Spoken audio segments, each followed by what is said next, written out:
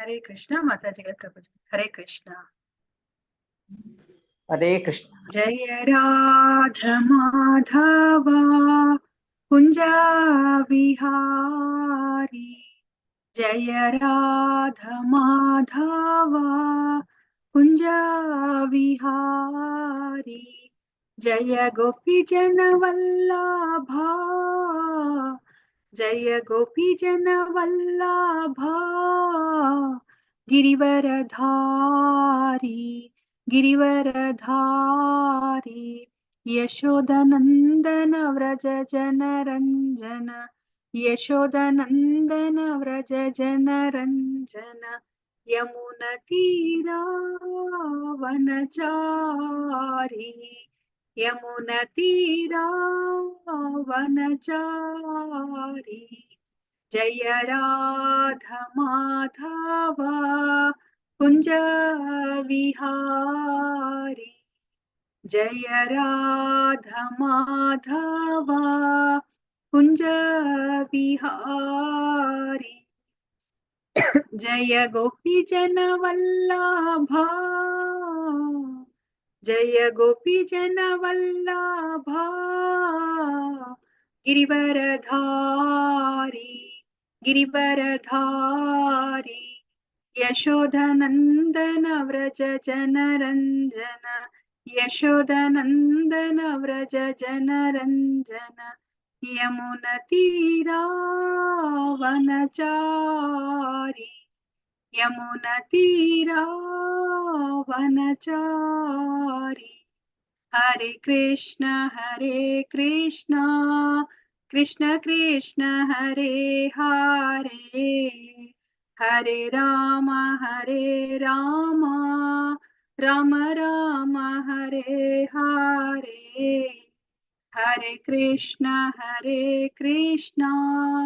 कृष्ण कृष्ण हरे हरे। हरे राम राम राम हरे हरे। हरे कृष्ण कृष्ण कृष्ण हरे हरे। हरे राम राम राम हरे हरे। ಹರೇ ಕೃಷ್ಣ ಮಾತಾಜಿಗಳ ಪ್ರಭುಜಿಗಳು ಎಲ್ಲರಿಗೂ ಈ ಕಾರ್ಯಕ್ರಮಕ್ಕೆ ಸ್ವಾಗತವನ್ನ ಕೋರ್ತಾ ಇದ್ದೀನಿ. ಹರೇ ಕೃಷ್ಣ. ಓಂ ನಮೋ ಭಗವತೆ ವಾಸುದೇವಾಯ. ಓಂ ನಮೋ ಭಗವತೆ ವಾಸುದೇವಾಯ. ಓಂ ನಮೋ ಭಗವತೆ ವಾಸುದೇವಾಯ. ಇಸ್ಕಾನ್ ಮಂಗಳೂರು ಶ್ರೀ ಶ್ರೀ ರಾಧಾ ಗೋವಿಂದ ದೇವಸ್ಥಾನದ ವತಿಯಿಂದ ನಡೆಸಿಕೊಡುತ್ತಿರುವ ಭಾಗವತಂ ರಸಮಾಲಯಂ ಕಾರ್ಯಕ್ರಮಕ್ಕೆ ಎಲ್ಲರಿಗೂ ಸ್ವಾಗತವನ್ನ ಕೋರುತ್ತಾ ಇದ್ದೇನೆ. ಶ್ರೀ ಶ್ರೀ ರಾಧಾ ಗೋವಿಂದ ಅವರ ಚರಣಾರವಿಂದಗಳಲ್ಲಿ ನನ್ನ ನಮಸ್ಕಾರಗಳನ್ನು ಸಲ್ಲಿಸುತ್ತಾ ಈ ಕೃಷ್ಣ ಪ್ರಜ್ಞೆಯನ್ನು ಪ್ರಪಂಚದಾದ್ಯಂತ ಹರಡಿರುವ ಎಸಿ ಭಕ್ತಿ ವೇದಾಂತ ಸ್ವಾಮಿ ಪ್ರಭುಪಾದ ಅವರಿಗೂ ನನ್ನ ನಮನಗಳನ್ನು ಸಲ್ಲಿಸುತ್ತಾ ಈ ದೇವಸ್ಥಾನದ ಮುಖ್ಯಸ್ಥರು, ಈ ಕಾರ್ಯಕ್ರಮದ ಕಾರ್ಯಕರ್ತರುಗಳು ಮತ್ತು ನನ್ನ ಗುರುಗಳಾದ ಪೂಜ್ಯ ನಾಮನಿಷ್ಠ ಪ್ರಭುಗಳಿಗೂ ನನ್ನ ನಮಸ್ಕಾರಗಳನ್ನು ಸಲ್ಲಿಸುತ್ತಾ ಗುರು ಪ್ರಾರ್ಥನೆಯೊಂದಿಗೆ ನಾನು ಇದರ ಕಾರ್ಯಕ್ರಮವನ್ನ ಶುರು ಮಾಡುತ್ತಾ ಇದ್ದೇನೆ. ಓಂ ಅಜ್ಞಾನ ತಿಮಿರಾಂಧಸ್ಯ ಜ್ಞಾನಾಂಜನ ಶಲಾಕಯ ಚಕ್ಷುರ್ ಉನ್ಮೀಲಿತಂ ಯೇನ ತಸ್ಮೈ ಶ್ರೀ ಗುರವೇ ನಮಃ. ಶ್ರೀ ಚೈತನ್ಯ ಮನೋಭೀಷ್ಟಂ ಸ್ಥಾಪಿತಂ ಯೇನ ಭೂತಲೆ ಸ್ವಯಂ ರೂಪಃ ಕದಾ ಮಹ್ಯಂ ದದಾತಿ ಸ್ವಪದಾಂತಿಕಂ. ವಂದೇಹಂ ಶ್ರೀ ಗುರೋಃ ಶ್ರೀಯುತಪದಕಮಲಂ ಶ್ರೀ ಗುರುನ್ ವೈಷ್ಣವಾಂಶ್ಚ ಶ್ರೀರೂಪಂ ಸಾಗ್ರಜಾತಂ ಸಹಗಣ ರಘುನಾಥಾನ್ವಿತಂ ತಂ ಸಜೀವಂ ಸಾದ್ವೈತಂ ಸಾವಧೂತಂ ಪರಿಜನ ಸಹಿತಂ ಕೃಷ್ಣ ಚೈತನ್ಯ ದೇವಂ ಶ್ರೀ ರಾಧಾ ಕೃಷ್ಣ ಪಾದಾನ್ ಸಹಗಣ ಲಲಿತಾ ಶ್ರೀ ವಿಶಾಖಾನ್ವಿತಾಂಶ್ಚ. ಹೇ ಕೃಷ್ಣ ಕರುಣಾ ಸಿಂಧೋ ದೀನಬಂಧೋ ಜಗತ್ಪತೆ ಗೋಪೇಶ ಗೋಪಿಕಾ ಕಾಂತ ರಾಧಾ ಕಾಂತ ನಮೋಸ್ತುತೆ. ತಪ್ತ ಕಾಂಚನ ಗೌರಾಂಗಿ ರಾಧೆ ವೃಂದಾವನೇಶ್ವರಿ ವೃಷಭಾನುಸುತೆ ದೇವಿ ಪ್ರಣಮಾಮಿ ಹರಿಪ್ರಿಯೆ. ವಾಂಚಾ ಕಲ್ಪತರುಭ್ಯಶ್ಚ ಕೃಪಾ ಸಿಂಧುಭ್ಯ ಏವ ಚ ಪತಿತಾನಾಂ ಪಾವನೇಭ್ಯೋ ವೈಷ್ಣವೇಭ್ಯೋ ನಮೋ ನಮಃ.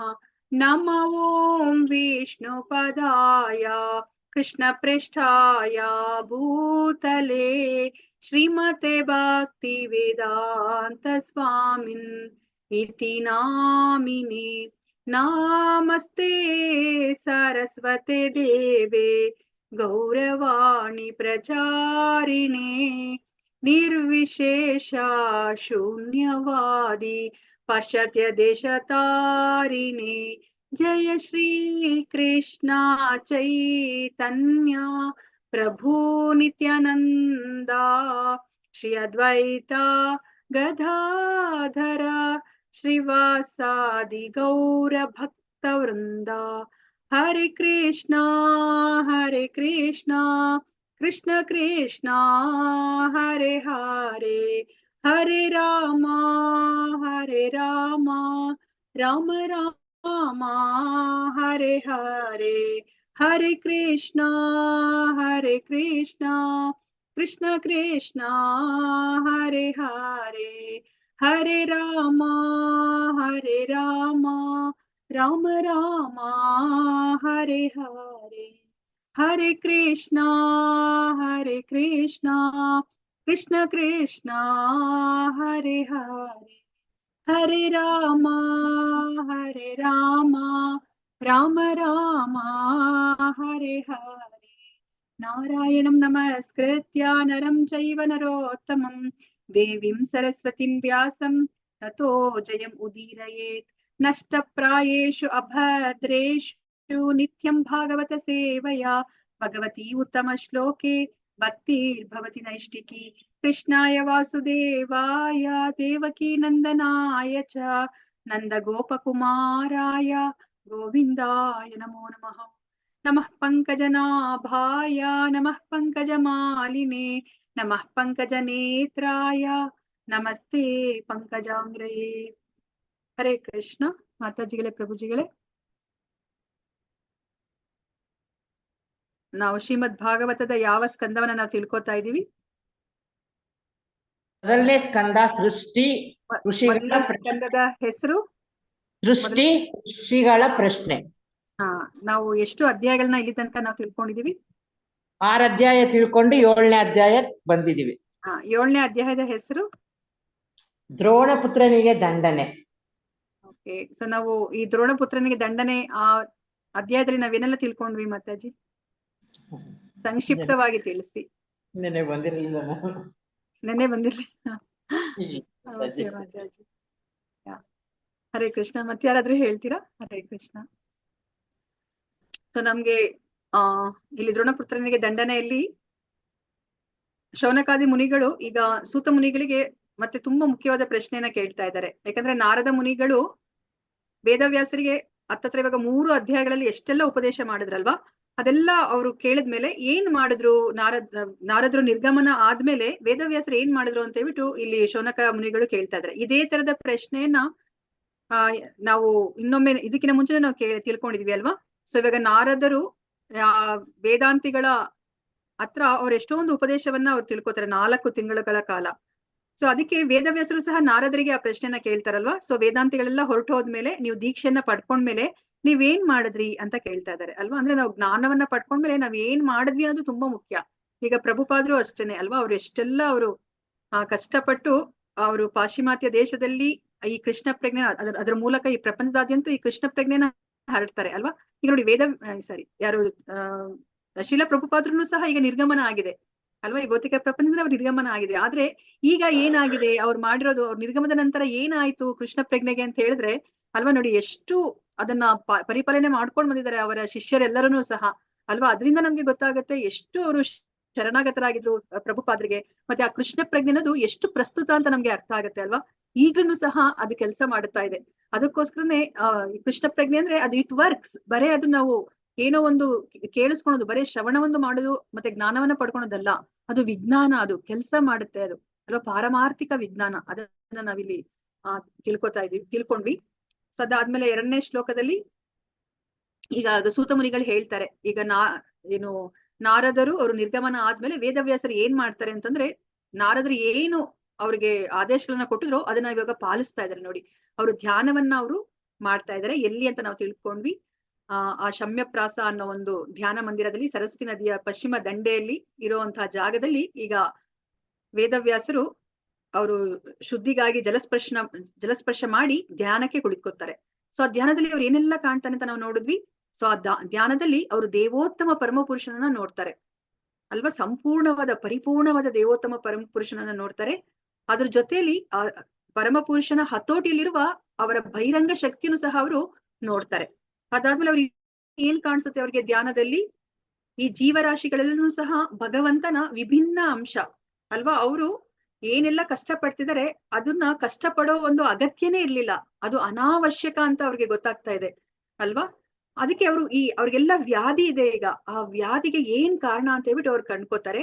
ಆ ವ್ಯಾಧಿಗೆ ಕಾರಣ ಏನು ಅಂತಂತಂದ್ರೆ ಈ ಎಲ್ಲ ಜೀವರಾಶಿಗಳು ಆ ಬಹಿರಂಗ ಶಕ್ತಿಯ ಆ ಭ್ರಮೆಗೆ ಒಳಗಾಗಿರೋದೇ ಕಾರಣ ಅಂತ ಅವರು ತಿಳ್ಕೊತಾರೆ. ಸೊ ಕಾರಣ ತಿಳ್ಕೊಂಡ್ಮೇಲೆ ಅದಕ್ಕೆ ಒಂದು ಪರಿಹಾರನು ಕಾಣ್ಬೇಕಲ್ವಾ. ಆ ಪರಿಹಾರವನ್ನ ಅವ್ರು ಇವಾಗ 6ನೇ ಶ್ಲೋಕದಲ್ಲಿ ನಾವು ನೋಡ್ತಾ ಇದೀವಿ, ಏನ್ ಪರಿಹಾರವನ್ನ ಅವರು ಕಂಡ್ಕೋತಾರೆ ಅಂತ ಹೇಳ್ಬಿಟ್ಟು.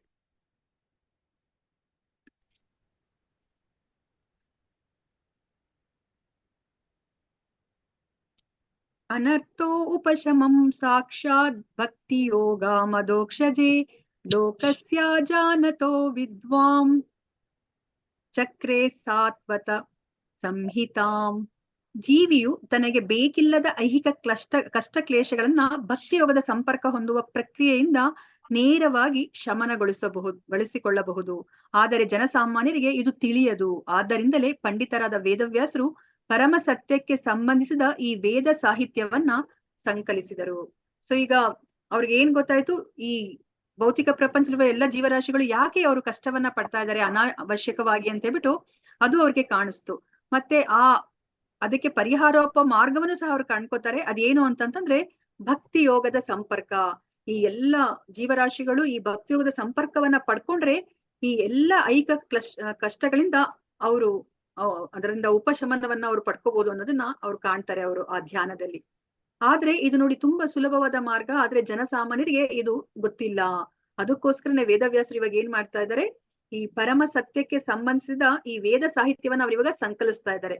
ಈ ದೇವೋತ್ತಮ ಪರಮ ಪುರುಷನ ಬಗ್ಗೆ ಮತ್ತೆ ಭಕ್ತಿ ಬಗ್ಗೆ, ಭಕ್ತರ ಬಗ್ಗೆ, ಭಗವಂತನ ಬಗ್ಗೆ ಆ ವೇದದ ಸಾಹಿತ್ಯದ ತಿರುಳು ಏನಿದೆ ಅದನ್ನ ಅವರು ಈ ಶ್ರೀಮದ್ ಭಾಗವತದಲ್ಲಿ ಅವರು ಸಂಕಲಿಸ್ತಾ ಇದ್ದಾರೆ. ಭಾವಾರ್ಥ ಶೀಲ ಪ್ರಭುಪಾದ ಅವರಿಗೆ ಜಯವಾಗಲಿ. ಶ್ರೀ ವೇದವ್ಯಾಸರು ಸರ್ವ ಪರಿಪೂರ್ಣನಾದ ದೇವೋತ್ತಮ ಪುರುಷನನ್ನು ಕಂಡರು. ನೋಡಿ ಇಲ್ಲಿ ಸರ್ವ ಪರಿಪೂರ್ಣನಾದ ಅಂತ ಹೇಳ್ತಿದ್ದಾರೆ. ಅದನ್ನ ಮತ್ತೆ ಇಲ್ಲಿ ಪ್ರಭುಪಾದರು ಅದ್ರ ಬಗ್ಗೆ ಹೇಳ್ತಿದ್ದಾರೆ. ಯಾಕೆ ಇಲ್ಲಿ ಸರ್ವ ಪರಿಪೂರ್ಣನಾದ ದೇವೋತ್ತಮ ಪುರುಷನ ನೋಡ್ತಾ ಇದ್ದಾರೆ ಅಲ್ಲಿ ಆ ವೇದವ್ಯಾಸರು ಅವರ ಧ್ಯಾನದಲ್ಲಿ ಕುತ್ಕೊಂಡಾಗ ಅಂತಂತಂದ್ರೆ ಅವರು ಬರೇ ಭಗವಂತನೊಬ್ಬರನ್ನೇ ನೋಡೋದಿಲ್ಲ, ಆ ಭಗವಂತನ ಶಕ್ತಿಗಳನ್ನೆಲ್ಲ ಅನಂತಾನಂತ ಶಕ್ತಿಗಳನ್ನ ಅವ್ರು ನೋಡ್ತಾ ಇದ್ದಾರೆ. ಅದೇನೆಲ್ಲ ಶಕ್ತಿಗಳನ್ನ ನೋಡ್ತಾ ಇದ್ದಾರೆ ಅಂತ ಹೇಳ್ಬಿಟ್ಟು ನಾವಿಲ್ಲಿ ನೋಡ್ಕೊಂಡು ಹೋಗೋಣಂತೆ. ದೇವೋತ್ತಮ ಪರಮ ಪುರುಷನ ಪರಿಪೂರ್ಣ ಘಟಕವು ಅವನ ವಿಭಿನ್ನಾಂಶಗಳನ್ನು ಒಳಗೊಂಡಿರುವುದೆಂದು ಈ ಹೇಳಿಕೆಯು ಸೂಚಿಸುತ್ತದೆ. ಆದ್ದರಿಂದಲೇ ಅವರು ತಮ್ಮ ವಿವಿಧ ಶಕ್ತಿಗಳನ್ನ ಎಂದರೆ ಅಂತರಂಗ ಶಕ್ತಿ, ತಟಸ್ಥ ಶಕ್ತಿ ಮತ್ತು ಬಹಿರಂಗ ಶಕ್ತಿಗಳನ್ನ ಕಂಡರು. ಅವರು ಅವನ ಸ್ವ ಅಂಶ ಭಾಗಗಳನ್ನು ಹಾಗೂ ಸ್ವ ಅಂಶ ಭಾಗಗಳನ್ನು ಎಂದರೆ ಅವನ ನಾನಾ ಅವತಾರಗಳನ್ನ ಕಂಡರು ಅಲ್ವಾ. ನಾವು ಆ ಮೊದಲ ಚತುರ್ವ್ಯೂಹ ಮತ್ತೆ ಎರಡನೇ ಚತುರ್ವ್ಯೂಹ ಅದೆಲ್ಲನೂ ಸಹ ಸ್ವ ಅಂಶ ವಿಸ್ತರಣೆ, ಅದಾದ್ಮೇಲೆ ಸ್ವ ಅಂಶ ವಿಸ್ತರಣೆಯ ವಿಸ್ತರಣೆಗಳು ಅಂತಂದ್ರೆ ನಾವು ಆ 3 ಪುರುಷಾವತಾರಗಳನ್ನ ನೋಡಿದ್ವಿ. ಆ ಕ್ಷೀರೋದಕ ವಿಷ್ಣುವಿನ ಅವತಾರಗಳೆಲ್ಲ ಏನೆಲ್ಲ ಇದೆ, ಅಸಂಖ್ಯಾತ ಅವತಾರಗಳು ಈ ಭೌತಿಕ ಪ್ರಪಂಚಕ್ಕೆ ಅವರು ಅಂದ್ರೆ ಇಲ್ಲಿರೋ ಏನು ಕಷ್ಟಗಳನ್ನ ನಿವಾರಿಸ್ಲಿಕ್ಕೆ ಅವ್ರು ಏನೆಲ್ಲ ಅವತಾರಗಳನ್ನ ಅವರು ತಾಳ್ತಾರೆ ಅದನ್ನೆಲ್ಲನೂ ಸಹ ಅವರು ನೋಡ್ತಾ ಇದ್ದಾರೆ ಇಲ್ಲಿ ವೇದವ್ಯಾಸರು. ನಾನಾ ಅವತಾರಗಳನ್ನ ಕಂಡರು ಮತ್ತು ವಿಶೇಷವಾಗಿ ಬಹಿರಂಗ ಶಕ್ತಿಯಿಂದ ಭ್ರಾಂತರಾದ ಬದ್ಧಾತ್ಮರ ಅನಾವಶ್ಯಕ ಕಷ್ಟ ಕ್ಲೇಶಗಳನ್ನ ಲಕ್ಷಿಸಿದ್ರು. ಅಲ್ಲಿ ಅವ್ರಿಗೆ ಕಾಣಿಸ್ತಾ ಇದೆ ಈ ಬಹಿರಂಗ ಶಕ್ತಿಯಿಂದ ಭ್ರಾಂತರಾಗಿ ಹೇಗೆ ಈ ಬದ್ಧಾತ್ಮರೆಲ್ಲರನ್ನೂ ಸಹ ಕಷ್ಟವನ್ನ ಅನುಭವಿಸ್ತಾ ಇದ್ದಾರೆ ಅನ್ನೋದನ್ನ ಸಹ ಅವರು ನೋಡ್ತಾ ಇದ್ದಾರೆ. ಕೊನೆಗೆ ಅವರು ಬದ್ಧಾತ್ಮರಿಗೆ ಅಗತ್ಯವಾದ ಪರಿಹಾರ ಉಪಾಯವನ್ನು ಎಂದರೆ ಭಕ್ತಿ ಸೇವೆನ ಕಂಡರು. ಈಗ ಬರೇ ಅಲ್ಲಿ ಏನ್ ತೊಂದರೆ ಅಂತ ನಮ್ಗೆ ಕಂಡಿಡ್ಕೊಂಡ್ಬಿಟ್ರೆ ಅದು ನಮ್ಗೆ ಅಲ್ಲಿ ಒಂದು ಪರಿಪೂರ್ಣತೆ ಆಗೋದಿಲ್ಲ ಅಲ್ವಾ. ಆ ತೊಂದರೆ ಏನು ಪರಿಹಾರ ಮಾರ್ಗ ಅನ್ನೋದನ್ನ ಕಂಡಿಡ್ಕೊಂಡ್ರೆ ಅಷ್ಟೇನೆ ಅದು ಪರಿಪೂರ್ಣತೆ ಆಗುತ್ತೆ. ಈಗ ವೇದವ್ಯಾಸರು ಅದಕ್ಕೆ ಪರಿಹಾರವನ್ನು ಸಹ ಇಲ್ಲಿ ಕಾಣ್ಕೊಂಡಿದ್ದಾರೆ. ಅದೇನ್ ಪರಿಹಾರ ನಮ್ಮ ಈ ವ್ಯಾಧಿಗೆ ಅಂತಂದ್ರೆ ಭಕ್ತಿ ಸೇವೆ. ಆ ಭಕ್ತಿ ಸೇವೆಯನ್ನು ಸಹ ಅವರಲ್ಲಿ ಕಾಣ್ತಾ ಇದ್ದಾರೆ. ಅದೊಂದು ಮಹಾನ್ ಪಾರಮಾರ್ಥಿಕ ವಿಜ್ಞಾನ. ಈ ಭಕ್ತಿ ಸೇವೆ ಅನ್ನೋದು ಒಂದು ವಿಜ್ಞಾನ, ಅದು ಬರೇ ಒಂದು ಜ್ಞಾನ ಅಲ್ಲ, ಬರೇ ಕೇಳಿಸ್ಕೊಳ್ಲಿಕ್ಕೆ ಇರೋದಂತಹ ಒಂದು ಜ್ಞಾನ ಅಲ್ಲ ಅದು. ಅದನ್ನ ನಾವು ನಮ್ಮ ಜೀವನದಲ್ಲಿ ಅಳವಡಿಸ್ಕೊಂಡ್ರೆ ಅದು ಕೆಲಸ ಮಾಡುತ್ತೆ. ಅದಕ್ಕೆ ಪ್ರಭುಪಾದ್ರು ಯಾವಾಗ್ಲೂನು ಈ ಕೃಷ್ಣ ಪ್ರಜ್ಞೆನ ಇಟ್ ವರ್ಕ್ಸ್, ಅದ್ ಕೆಲಸ ಮಾಡೇ ಮಾಡುತ್ತೆ. ಅದು ಹೋಗ್ಲಿ ನಮ್ಗೆ ಕೂಗಿ ಇನ್ಯಾವುದೋ ಜನ್ಮದಲ್ಲಿ ಅದರ ಸಾಕಾಗುತ್ತೆ, ನಂಗೆ ಪರಿಣಾಮ ಹೊಟ್ಟೆ ನೋವು ಬಂದ್ಬಿಡುತ್ತೆ. ಇರುತ್ತೆ. ಗಾಡಿ ಒಂಚೂರು ಕ್ಲೀನ್ ಮಾಡ್ಕೊಡ್ತೀರಾ? ಅವ್ನು ಎಷ್ಟ್ ಸಲ ಹರೇ ಕೂಗ್ದೆ. ಕೃಷ್ಣ, ಪ್ಲೀಸ್ ಮ್ಯೂಟ್ ಮಾಡ್ಕೊಳ್ಳಿ, ಮ್ಯೂಟ್ ಮಾಡ್ಕೊಳ್ಳಿ. ಓಕೆ, ಯಾವಾಗ್ಲೂ ಅದರ ಪರಿಣಾಮವನ್ನ ನಾವು ನೋಡ್ತೀವಿ ಅನ್ನೋದಲ್ಲ, ಆ ಪರಿಣಾಮವನ್ನು ನಾವು ಇದೇ ಜನ್ಮದಲ್ಲಿ ನಾವು ಕಾಣಬಹುದು.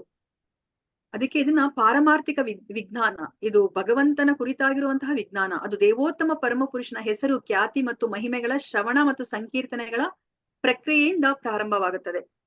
ನಾವ್ ಇವಾಗ ಒಬ್ಬರನ್ನ ಯಾರಾದ್ರೂ ಜ್ಞಾಪಿಸ್ಕೊಂಡ್ರೆ ನಾವ್ ಏನಂತ ಜ್ಞಾಪಿಸ್ಕೋತೀವಿ? ಇವಾಗ ಪ್ರಭುಪತನಾಗ್ ಜ್ಞಾಪಿಸ್ಕೋಬೇಕಾದ್ರೆ ಮೊದ್ಲು ಅವ್ರ ಹೆಸರನ್ನ ಜ್ಞಾಪಿಸ್ಕೋತೀವಿ ಅಲ್ವಾ? ಮೊದ್ಲು ಅವ್ರ ನಾಮ ಜ್ಞಾಪಕ ಬರುತ್ತೆ. ಅದಾದ್ಮೇಲೆ ಪ್ರಭುಪಾದರ ಆ ರೂಪ, ಮತ್ತೆ ಅವರೆಲ್ಲ ಏನೆಲ್ಲ ಹಾಕೋತಾ ಇದ್ರು, ಅವ್ರು ಯಾವ ತರ ಬಟ್ಟೆನ ಧರಿಸ್ತಾ ಇದ್ರು, ಯಾವ ತರ ತಿಲಕ ಇಟ್ಕೊಂತಾ ಇದ್ರು, ಅವ್ರು ತಮ್ಮ ಜೊತೆಲಿ ಏನೆಲ್ಲ ತಗೊಂಡ್ ಹೋಗ್ತಾ ಇದ್ರು, ಅದನ್ನೆಲ್ಲ ನಮ್ ಜ್ಞಾಪಿಸ್ಕೋತೀವಿ ಅಲ್ವಾ? ಅದೆಲ್ಲ ಆದ್ಮೇಲೆ ಅವ್ರು ಏನೆಲ್ಲ ಚಟುವಟಿಕೆಗಳನ್ನ ಮಾಡ್ತಾ ಇದ್ರು ಅದನ್ನ ನಾವು ಜ್ಞಾಪಿಸ್ಕೋತೀವಿ.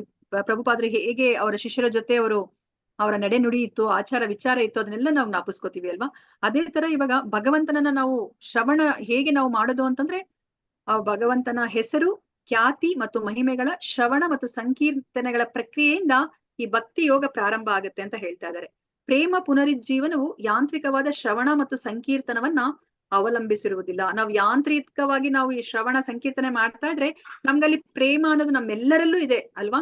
ಇವಾಗ ಮಗು ಹೇಗೆ, ಒಂದು ಚಿಕ್ಕ ಮಗುಗೆ ಆ ನಡೆಯೋ ಒಂದು ಕಲೆ ಅದಕ್ಕೆ ಗೊತ್ತಿದೆ, ಅದಕ್ಕೊಂದ್ ಸ್ವಲ್ಪ ಸಹಾಯ ಮಾಡ್ಬೇಕು ಅಲ್ವಾ? ಅದ್ರಲ್ಲಿ ಹುಟ್ಟುತ್ತಾನೆ ಅದಕ್ಕೆ ಬಂದಿದೆ ಆ ಕಲೆ.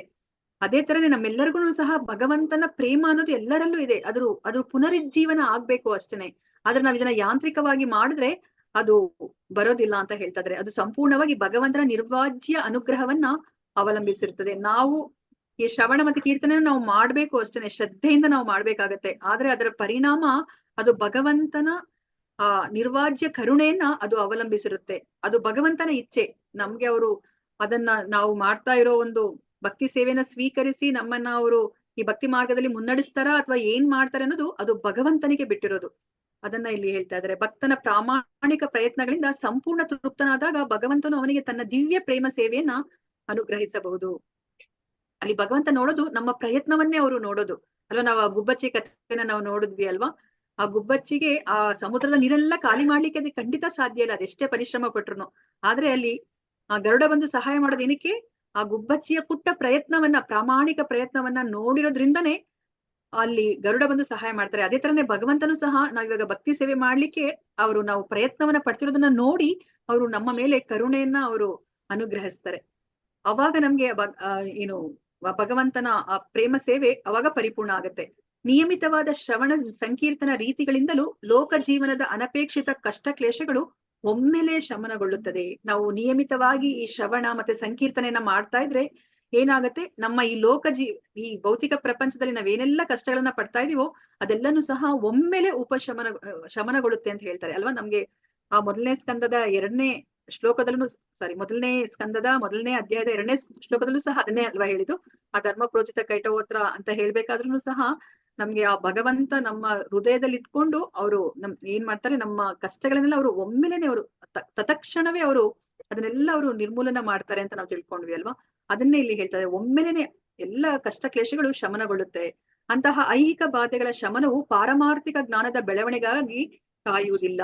ಇಲ್ಲಿ ಏನನ್ನ ಹೇಳ್ತಾ ಇದ್ರೆ, ನಾವಿವಾಗ ಭಕ್ತಿ ಯೋಗಕ್ಕೆ ನೇರವಾಗಿ ನಾವು ಹೋಗ್ತಾ ಇದ್ವಿ. ಭಗವಂತನ ಆ ನಾಮ ರೂಪ ಗುಣ ಲೀಲೆಗಳನ್ನ ನಾವು ಕೇಳ್ತಾ ಇದ್ರೆ ನಾವು ಭಕ್ತಿ ಯೋಗವನ್ನ ಮಾಡ್ತಾ ಇದೀವಿ ಅಂತ. ನಾವ್ ಈ ಭಕ್ತಿ ಯೋಗದ ಮಾರ್ಗ ನಾವು ಭಗವದ್ಗೀತೆಯಲ್ಲಿ ತಿಳ್ಕೊಂಡ್ರ ಹಾಗೇನೆ ಅದು ಲಿಫ್ಟ್ ತರ ಅಲ್ವಾ? ನಾವು ಬೇಗ ಭಗವಂತನನ್ನ ನೇರವಾಗಿ, ಸುಲಭವಾಗಿ, ಸರಳವಾಗಿ, ಶೀಘ್ರವಾಗಿ ತಲುಪಬಹುದಂತ ಮಾರ್ಗ ಅಂತ ನಾವು ತಿಳ್ಕೊಂಡ್ವಿ ಅಲ್ವಾ? ಆದ್ರೆ ನಾವಿನ್ನ ಒಂದು ಮಾರ್ಗವನ್ನ ನಾವು ತಿಳ್ಕೊಂಡ್ವಿ ಅಲ್ವಾ? ಕರ್ಮಯೋಗ ಮಾಡೋದು, ಅದಾದ್ಮೇಲೆ ಜ್ಞಾನಯೋಗದಿಂದ ಧ್ಯಾನ ಯೋಗದಿಂದ ಭಕ್ತಿ ಯೋಗಕ್ಕೆ ಹೋಗೋದು. ಅದು ತುಂಬಾ ಹಂತ ಹಂತವಾಗಿ ಹೋಗೋದು, ಅದಕ್ಕೆ ತುಂಬಾ ಹೆಚ್ಚು ಸಮಯ ಬೇಕಾಗತ್ತೆ ಅಲ್ವಾ? ಆದ್ರೆ ಇಲ್ಲಿ ಅದನ್ನ ಹೇಳ್ತಿದ್ದಾರೆ, ಈ ಭಕ್ತಿ ಯೋಗ ಅನ್ನೋದು ಅದು ಜ್ಞಾನದ ಮೇಲೆ ಅದು ಅವಲಂಬಿತವಾಗಿರೋದಿಲ್ಲ. ನಾವು ನಾರದರನ್ನ ನೋಡಿದ್ವಿ ಅಲ್ವಾ? ಅವರು ಆ ದಾಸಿ ಪುತ್ರನಾದಾಗ ಅವ್ರಿಗೆ ಯಾವುದೇ ಒಂದು ಎಜುಕೇಶನ್ ಅವ್ರಿಗೆ ಇರ್ಲಿಲ್ಲ. ಆದ್ರೂ ಸಹ ಬರೇ ಸಂಪರ್ಕದಿಂದ, ಆ ಭಗವದ್ ಭಕ್ತರ ಸಂಪರ್ಕದಿಂದ ಭಕ್ತಿ ಯೋಗಕ್ಕೆ ಬಂದ್ಬಿಡ್ತಾರೆ ಅಲ್ವಾ? ಆದ್ರೆ ನಾವು ಜ್ಞಾನದ ಮೂಲಕ ನಾವು ಭಗವಂತನ ಪ್ರೇಮವನ್ನ ಪಡಿಲಿಕ್ಕೆ ಹೋಗ್ತಿದೀವಿ ಅಂತಂದ್ರೆ ಈ ಜ್ಞಾನ ಅನ್ನೋದು ಭಕ್ತಿಯನ್ನ ಅದು ಅವಲಂಬಿತಗೊಂಡಿರುತ್ತೆ, ಭಕ್ತಿಯ ಮೇಲೆ ಅವಲಂಬಿತವಾಗಿರುತ್ತೆ ಅಂತ ಹೇಳ್ಬಿಟ್ಟು ಇಲ್ಲಿ ಹೇಳ್ತಾ ಇದ್ದಾರೆ. ಸೊ ಇವಾಗ ನಮ್ಗೆ ಏನ್ ಗೊತ್ತಾಯ್ತು ಈ ಶ್ಲೋಕದಲ್ಲಿ? ಆ ವ್ಯಾಧಿಗೆ ಪರಿಹಾರ ಮಾರ್ಗ ಏನು ಅಂತ ಗೊತ್ತಾಯ್ತು. ಈಗ ನಾವು ಭೌತಿಕ ಪ್ರಪಂಚದಲ್ಲಿ ಏನೆಲ್ಲ ನಾವು ಕಷ್ಟಗಳನ್ನ ಅನುಭವಿಸ್ತಾ ಇದೀವೋ ಆ ವ್ಯಾಧಿಗೆ ಆ ಪರಿಹಾರಪ್ಪ ಮಾರ್ಗ ಯಾವುದು ಅಂತಂದ್ರೆ ಭಕ್ತಿ ಯೋಗ ಅಂತ ಹೇಳ್ಬಿಟ್ಟು ವೇದವ್ಯಾಸರು ಕಾಣ್ತಾರೆ. ಈಗ 7ನೇ ಅಧ್ಯಾಯದಲ್ಲಿ ಈ ಭಕ್ತಿ ಯೋಗವನ್ನ ಆಚರಿಸಿದ್ರೆ ನಮ್ಗೆ ಏನು ಲಾಭ ಸಿಗುತ್ತೆ ಅನ್ನೋದ್ರ ಬಗ್ಗೆ ಚರ್ಚೆಯನ್ನ ಮಾಡ್ತಿದ್ದಾರೆ. ಈ ಭಕ್ತಿ ಯೋಗವನ್ನ ಅಥವಾ ಭಕ್ತಿ ಸೇವೆನ ನಾವು ಮಾಡಿದ್ರೆ ಏನ್ ಲಾಭ ಸಿಗುತ್ತೆ ನೋಡೋಣಂತೆ. ಯಸ್ಯಾಂ ವೈಶ್ರೂಯಮಾಣಾಯಾಂ ಕೃಷ್ಣೇ ಪರಮ ಪೂರುಷೇ ಭಕ್ತಿರುತ್ಪದ್ಯತೆ ಪುಂಸಃ ಶೋಕ ಮೋಹ ಭಯಾಪಹ. ಭಕ್ತಿರುತ್ಪದ್ಯತೆ ಪುಂಸಃ ಶೋಕ ಮೋಹ ಭಯಾಪಹ. ಭಕ್ತಿರುತ್ಪದ್ಯತೆ ಪುಂಸಃ ಶೋಕ ಮೋಹ ಭಯಾಪಹ. ನೋಡಿ ಇಲ್ಲಿ ಎಷ್ಟು ಚೆನ್ನಾಗಿ ಹೇಳ್ತಾ ಇದ್ದಾರೆ. ಅನುವಾದ: ಈ ವೇದ ಸಾಹಿತ್ಯದ ಶ್ರವಣ ಮಾಡಿದರೂ ಸಾಕು, ಅದು ಕೂಡಲೇ ಶೋಕ ಮೋಹ ಭಯಗಳೆಂಬ ಅಗ್ನಿಯನ್ನ ತತ್ಕ್ಷಣವೇ ಆರಿಸುವ ದೇವೋತ್ತಮ ಪರಮಪುರುಷ ಶ್ರೀಕೃಷ್ಣನ ಪ್ರೀತಿ ಸೇವಾ ಭಾವವು ಅಂಕುರಿಸುವಂತೆ ಮಾಡುತ್ತದೆ ಅಂತ ಹೇಳಿದ್ದಾರೆ. ನೋಡಿ, ಇಲ್ಲಿ ಬೇರೆ ಏನನ್ನೋ ಒಂದು ಮಾಡಿ ಅಂತ ನಮ್ಗೆ ಹೇಳ್ತಾ ಇಲ್ಲ.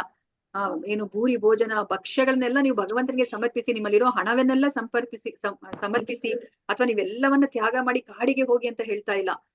ಬರೀ ಶ್ರವಣ ಮಾತ್ರದಿಂದ ನೀವು ಶ್ರವಣ ಮಾಡಿದ್ರೆ ಏನಾಗುತ್ತೆ, ಈ ಭಗವಂತನ ಈ ಗುಣ, ಈ ನಾಮ ರೂಪ ಗುಣ ಲೀಲೆಗಳನ್ನ ಅದು ಕೂಡಲೇ ಶೋಕ ಮೋಹ ಭಯಗಳೆಂಬ ಅಗ್ನಿಯನ್ನ ತತ್ಕ್ಷಣವೇ ಅದು ಆರಿಸುತ್ತೆ ಅಂತ ಹೇಳ್ತಿದ್ದಾರೆ. ಅದಾದ್ಮೇಲೆ ಇನ್ನ ಏನಾಗತ್ತೆ, ದೇವೋತ್ತಮ ಪರಮ ಪುರುಷನ ಶ್ರೀಕೃಷ್ಣನಲ್ಲಿ ನಮ್ಗೆ ಪ್ರೀತಿ ಅಂಕುರಿಸುವಂತೆ ಅದು ಮಾಡುತ್ತೆ ಅಲ್ವಾ. ಇಲ್ಲಿ ನಮ್ಗೆ ಆಚಾರ್ಯರು ಏನನ್ನ ಅರ್ಥ ಮಾಡಿಸ್ತಾರೆ ಅಂತಂದ್ರೆ, ಈ ಶೋಕ ಮೋಹ ಭಯ ಅನ್ನೋದು ಏನಿದೆ ಅದು ನಾಶ ಆಗುತ್ತೆ ಅಲ್ವಾ, ಅದೆಲ್ಲ ಆರೋಗುತ್ತಲ್ವಾ. ಇದು ಹೌದು, ಇದು ಲಾಭನೇ. ಆದ್ರೆ ನಮ್ಗೆ ಮುಖ್ಯವಾದ ಲಾಭ ಏನು ಅಂತಂದ್ರೆ, ನಾವ್ ಈ ಶ್ರವಣ ಮಾಡಿದ್ರೆ ಭಗವಂತನ ಮೇಲೆ ಭಕ್ತಿ ಅಥವಾ ಪ್ರೀತಿ ಸೇವಾ ಭಾವ ಅಂಕುರಿಸುತ್ತೆ. ನಮ್ಮಲ್ಲಿ ಇದೆ ಅಲ್ವಾ, ಸುಪ್ತವಾಗಿ ಕೂತಿದೆಯಲ್ಲ, ಅದು ಪ್ರಜ್ವಲಮಾನವಾಗತ್ತೆ.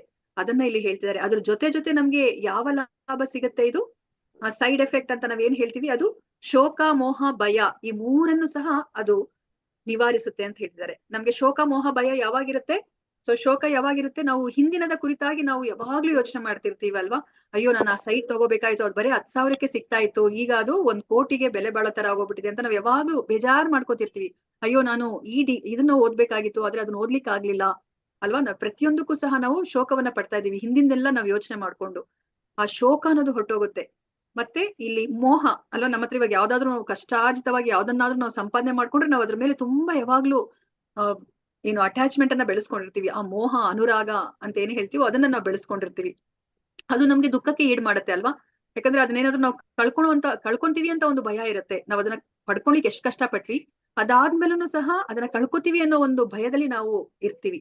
ಸೊ ಅದಕ್ಕೋಸ್ಕರ ಇಲ್ಲಿ ಏನಾಗುತ್ತೆ, ಈ ಮೋಹ ಅನ್ನೋದು ಹೊರಟೋಗುತ್ತೆ. ಮತ್ತೆ ಭಯ ಅಲ್ವಾ, ನಮ್ಗೆ ಮುಂದೆ ಏನಾಗುತ್ತೆ ಅಂತ ನಮ್ಗೆ ಗೊತ್ತಿಲ್ಲ ಅಲ್ವಾ. ಅಯ್ಯೋ, ನಾನ್ ಸತ್ ಹೋಗ್ಬಿಟ್ರೆ, ನನ್ ಮಕ್ಳಿಗೆ ಏನಾದ್ರು ಆದ್ರೆ, ನನ್ ಗಂಡನಿಗೆ ಏನಾದ್ರೆ ಅಥವಾ ನಾನು ಎಷ್ಟು ಕಷ್ಟಪಟ್ಟು ಇದು ಹಣವನ್ನೆಲ್ಲ ಗಳಿಸಿದೀನಿ, ಆ ಹಣವನ್ನೆಲ್ಲ ನಾನು ಕಳ್ಕೊಂಡ್ಬಿಟ್ರೆ ಅಲ್ವಾ. ಅದೆಲ್ಲನೂ ಸಹ ನಮ್ಗೆ ಆ ಭವಿಷ್ಯತ್ತಿನ ಕುರಿತಾಗಿ ನಮ್ಗೆ ಭಯ ಇರುತ್ತೆ ಅಲ್ವಾ. ವರ್ತಮಾನದ ಕುರಿತಾಗಿ ನಮ್ಗೆ ಮೋಹ ಇರುತ್ತೆ, ಮತ್ತೆ ಭೂತ ಅಂದ್ರೆ ಕಳೆದು ಹೋದ ವಿಷಯಗಳ ಬಗ್ಗೆ ನಮ್ಗೆ ಶೋಕ ಇರುತ್ತೆ. ಈ ಮೂರನ್ನು ಸಹ ನಾವು ಶ್ರವಣ ಮಾತ್ರದಿಂದನೇ ಇದೆಲ್ಲನೂ ಹೊರಟೋಗುತ್ತೆ ಅಂತ ಹೇಳ್ತಾ ಇದ್ದಾರೆ. ನಾವ್ ಅದಕ್ಕೆ ನೋಡಿ, ಇದೆಲ್ಲ ಇರೋದ್ರಿಂದನೇ ನಾವು ಸಂತೋಷವಾಗಿ ಇರ್ಲಿಕ್ಕೆ ಆಗೋದಿಲ್ಲ, ಸಮಚಿತ್ತದಲ್ಲಿ ಇರ್ಲಿಕ್ಕೆ ಸಾಧ್ಯ ಇಲ್ಲ ಅಲ್ವಾ. ನಾವ್ ಇವಾಗ ಏನನ್ನಾದ್ರೂ ಕೇಳಿಸ್ಕೊಳ್ಳೋಣ ಅಂತಂದ್ರೆ ಕುತ್ಕೊಂಡು ಏಕಾಗ್ರಚಿತ್ತದಿಂದ ಕೇಳಿಸ್ಕೊಂಡ್ರೆ ಅಷ್ಟೇ ನಮ್ಗೆ ಆ ಜ್ಞಾನ ಸಿಗುತ್ತೆ ಅಲ್ವಾ. ನಾವ್ ಯಾವಾಗ್ಲೂ 3 ಹೊತ್ತು ನಾವೀಗ ಶೋಕ ಮೋಹ ಭಯದಲ್ಲಿ ನಾವಿದ್ದಾಗ ನಾವ್ ಯಾವುದೇ ಒಂದು ಕೆಲಸವನ್ನ ನಾವು ಪರಿಪೂರ್ಣತೆಯಿಂದ ಮಾಡ್ಲಿಕ್ಕೆ ಸಾಧ್ಯ ಇಲ್ಲ. ಆದ್ರೆ ಇವಾಗ ಭಗವಂತನ ಶ್ರವಣ ಮಾತ್ರದಿಂದಲೇ ಈ ಮೂರನ್ನು ಸಹ ಇದನ್ನ ಅಗ್ನಿಗೆ ಹೋಲಿಸ್ತಾ ಇದ್ದಾರೆ, ಇದೆಲ್ಲನೂ ಸಹ ಉಪಶಮನ ಆಗುತ್ತೆ ಅಂತ ಹೇಳ್ತಾರೆ. ಇದರಿಂದ ನಮ್ಗೆ ತುಂಬಾ ಮುಖ್ಯವಾಗಿ ಪರಿಣಾಮ ಆಗೋದು ಭಕ್ತಿ ಸೇವೆಯಿಂದ ಅಂತಂದ್ರೆ, ಆ ಭಗವಂತನಲ್ಲಿ ನಮ್ಗೆ ಆ ಪ್ರೇಮ ಅಂಕುರಿಸುವಂತೆ ಅದು ಮಾಡುತ್ತೆ ಅಂತ ಹೇಳ್ಬಿಟ್ಟು ಹೇಳ್ತಾ ಇದ್ದಾರೆ. ಸೊ ಭಾವಾರ್ಥ: ಶಿಲ ಪ್ರಭುಪಾದ ಅವರಿಗೆ ಜಯವಾಗಲಿ. ಇಲ್ಲಿ ಪ್ರಭುಪಾದರು ಆ ಶ್ರವಣದ ಮಹತ್ವವನ್ನ ಹೇಳ್ತಾ ಇದ್ದಾರೆ. ಸೊ ಆಚಾರ್ಯರು ಅದನ್ನ ಹೇಳಿದ್ರು, ಬರೀ ಕೇಳಿದ ಮಾತ್ರಕ್ಕೆ ನಮ್ಗೆ ಇಷ್ಟೆಲ್ಲ ಪರಿಣಾಮ ಆಗತ್ತೆ ಅಂದ್ರೆ, ಇನ್ನ ನಾವು ಅದನ್ನ ಸಂಕೀರ್ತನೆ ಮಾಡಿದ್ರೆ, ಅದನ್ನ ನಾವು ಅಂದ್ರೆ ಹೇಳ್ಕೊಂಡ್ರೆ, ಪಠಣ ಮಾಡಿದ್ರೆ ಹೇಗಿರುತ್ತೆ, ನಾವ್ ಅದನ್ನ ಎಲ್ಲರಿಗೂ ಏನು ಪ್ರಚಾರ ಮಾಡಿದ್ರೆ ಹೇಗಿರುತ್ತೆ, ನಾವ್ ಅದನ್ನ ನಮ್ಮ ಜೀವನದಲ್ಲಿ ಅಳವಡಿಸ್ಕೊಂಡ್ರೆ ಹೇಗಿರುತ್ತೆ ಅಲ್ವಾ. ನಮ್ಗೆ ಅದನ್ನ ಊಹೆ ಮಾಡ್ಲಿಕ್ಕೂ ಸಾಧ್ಯ ಆಗೋದಿಲ್ಲ ಅದ್ರ ಪರಿಣಾಮ. ಇವಾಗ ಶ್ರವಣದ ಮಹತ್ವವನ್ನ ಪ್ರಭುಪಾದರು ಹೇಳ್ತಾ ಇದ್ದಾರೆ. ಭಾವಾರ್ಥ: ಶಿಲ ಪ್ರಭುಪಾದ ಅವರಿಗೆ ಜಯವಾಗಲಿ. ಅನೇಕ ಇಂದ್ರಿಯಗಳಿದ್ದು ಅವುಗಳಲ್ಲಿ ಕಿವಿಯು ಅತ್ಯಂತ ಪರಿಣಾಮಕಾರಿಯಾದದ್ದು. ಈ ಇಂದ್ರಿಯವು ಒಬ್ಬ ಮನುಷ್ಯ ಗಾಢ ನಿದ್ರೆಯಲ್ಲಿರುವಾಗಲೂ ಕೆಲಸ ಮಾಡುತ್ತದೆ. ಯಾರೇ ಆಗಲಿ ಎಚ್ಚೆತ್ತಿರುವಾಗ ಶತ್ರುವಿನ ಕೈಗಳಿಂದ ರಕ್ಷಿಸಿಕೊಳ್ಳಬಹುದು, ಆದ್ರೆ ನಿದ್ರೆಯಲ್ಲಿರುವಾಗ ಕಿವಿಯಿಂದ ಮಾತ್ರ ರಕ್ಷಿತನಾಗುತ್ತಾನೆ ಅಲ್ವಾ. ಸೊ ನಮ್ಮನ್ನ ಏನು ಎಲ್ಲ ಇಂದ್ರಿಯಗಳಲ್ಲಿ ತುಂಬಾ ಪರಿಣಾಮಕಾರಿಯಾದದ್ದು ಕಿವಿ ಅದಕ್ಕೋಸ್ಕರ ನಮ್ಗೆ ಏನ್ ಹೇಳ್ತಾರೆ ಆಚಾರ್ಯರು, ಅದಕ್ಕೇನೆ ಅಲ್ಲಿಗೆ ನಮ್ಗೆ ನೋಡಿ ಕಣ್ಣುಗಳಿಗೆ ಮುಚ್ಕೊಂಡ್ಲಿಕ್ಕೆ ಒಂದು ಏನು ರೆಪ್ಪೆ ಅಂತ ಇದೆ ಅಲ್ವಾ, ಒಂದು ಬಾಗ್ಲಿದೆ. ಆದ್ರೆ ಕಿವಿಗೆ ಏನೋ ಒಂದು ಬಾಗ್ಲನ್ನ ಕೊಟ್ಟಿಲ್ಲ ಅಲ್ವಾ. ಅದು ಯಾವಾಗ್ಲೂ ಕಂಟಿನ್ಯೂಸ್ ಆಗಿ ಅದು ಈ ಏನ್ ಹೇಳ್ತಾರೆ ಇದು ನಮ್ಮ ಎನ್ವಿರಾನ್ಮೆಂಟ್ ಜೊತೆ ಅದು ಯಾವಾಗ್ಲೂ ಸಂಬಂಧದಲ್ಲಿ ಇದ್ದೇ ಇರುತ್ತೆ. ಇದರಿಂದ ನಾವು ಏನು ಎಚ್ಚೆತ್ತರವಾಗಿರೋ ಒಂದೇ ಅಲ್ಲ, ನಾವು ಮಲ್ಕೊಂಡಾಗ್ಲೂ ಸಹ ನಾವು ರಕ್ಷಿಸಲ್ಪಡಬಹುದು ಅಂತ ಹೇಳ್ಬಿಟ್ಟು ಇಲ್ಲಿ ಹೇಳ್ತಾ ಇದ್ದಾರೆ. ಇಲ್ಲಿ ಬದುಕಿನಲ್ಲಿ ಅತ್ಯುನ್ನತ ಪರಿಪೂರ್ಣತೆಯನ್ನ ಸಾಧಿಸುವುದರಲ್ಲಿ ಎಂದರೆ ತ್ರಿವಿಧ ಲೌಕಿಕ ಕ್ಲೇಶಗಳಿಂದ ಮುಕ್ತಿ ಸಾಧಿಸುವ ಸಂಬಂಧದಲ್ಲಿ ಶ್ರವಣದ ಮಹತ್ವವನ್ನ ಸೂಚಿಸಲಾಗಿದೆ. ಪ್ರತಿಯೊಬ್ಬ ವ್ಯಕ್ತಿಯು ಪ್ರತಿ ಕ್ಷಣದಲ್ಲಿಯೂ ಶೋಕಭರಿತನಾಗಿದ್ದಾನೆ ಅಲ್ವಾ. ಪ್ರತಿ ಕ್ಷಣನೂ ನಾವು ಏನಾದ್ರೂ ಒಂದು ಯೋಚನೆಯನ್ನ ಮಾಡ್ತಾ ಇದೀವಿ, ಇಷ್ಟ ಸಿಕ್ಲಿಲ್ಲ ಅಂದ್ರೂ ನಮ್ಗೆ ಶೋಕನೆ. ಅವನು ಮಾಯ ಬಿಸಿಲು ಕುದುರೆಯ ಬೆನ್ನು ಹತ್ತಿದ್ದಾನೆ. ಹರೇ ಕೃಷ್ಣ, ಪ್ಲೀಸ್ ಮ್ಯೂಟ್ ಮಾಡ್ಕೊಳ್ಳಿ. ಹರೇ ಕೃಷ್ಣ.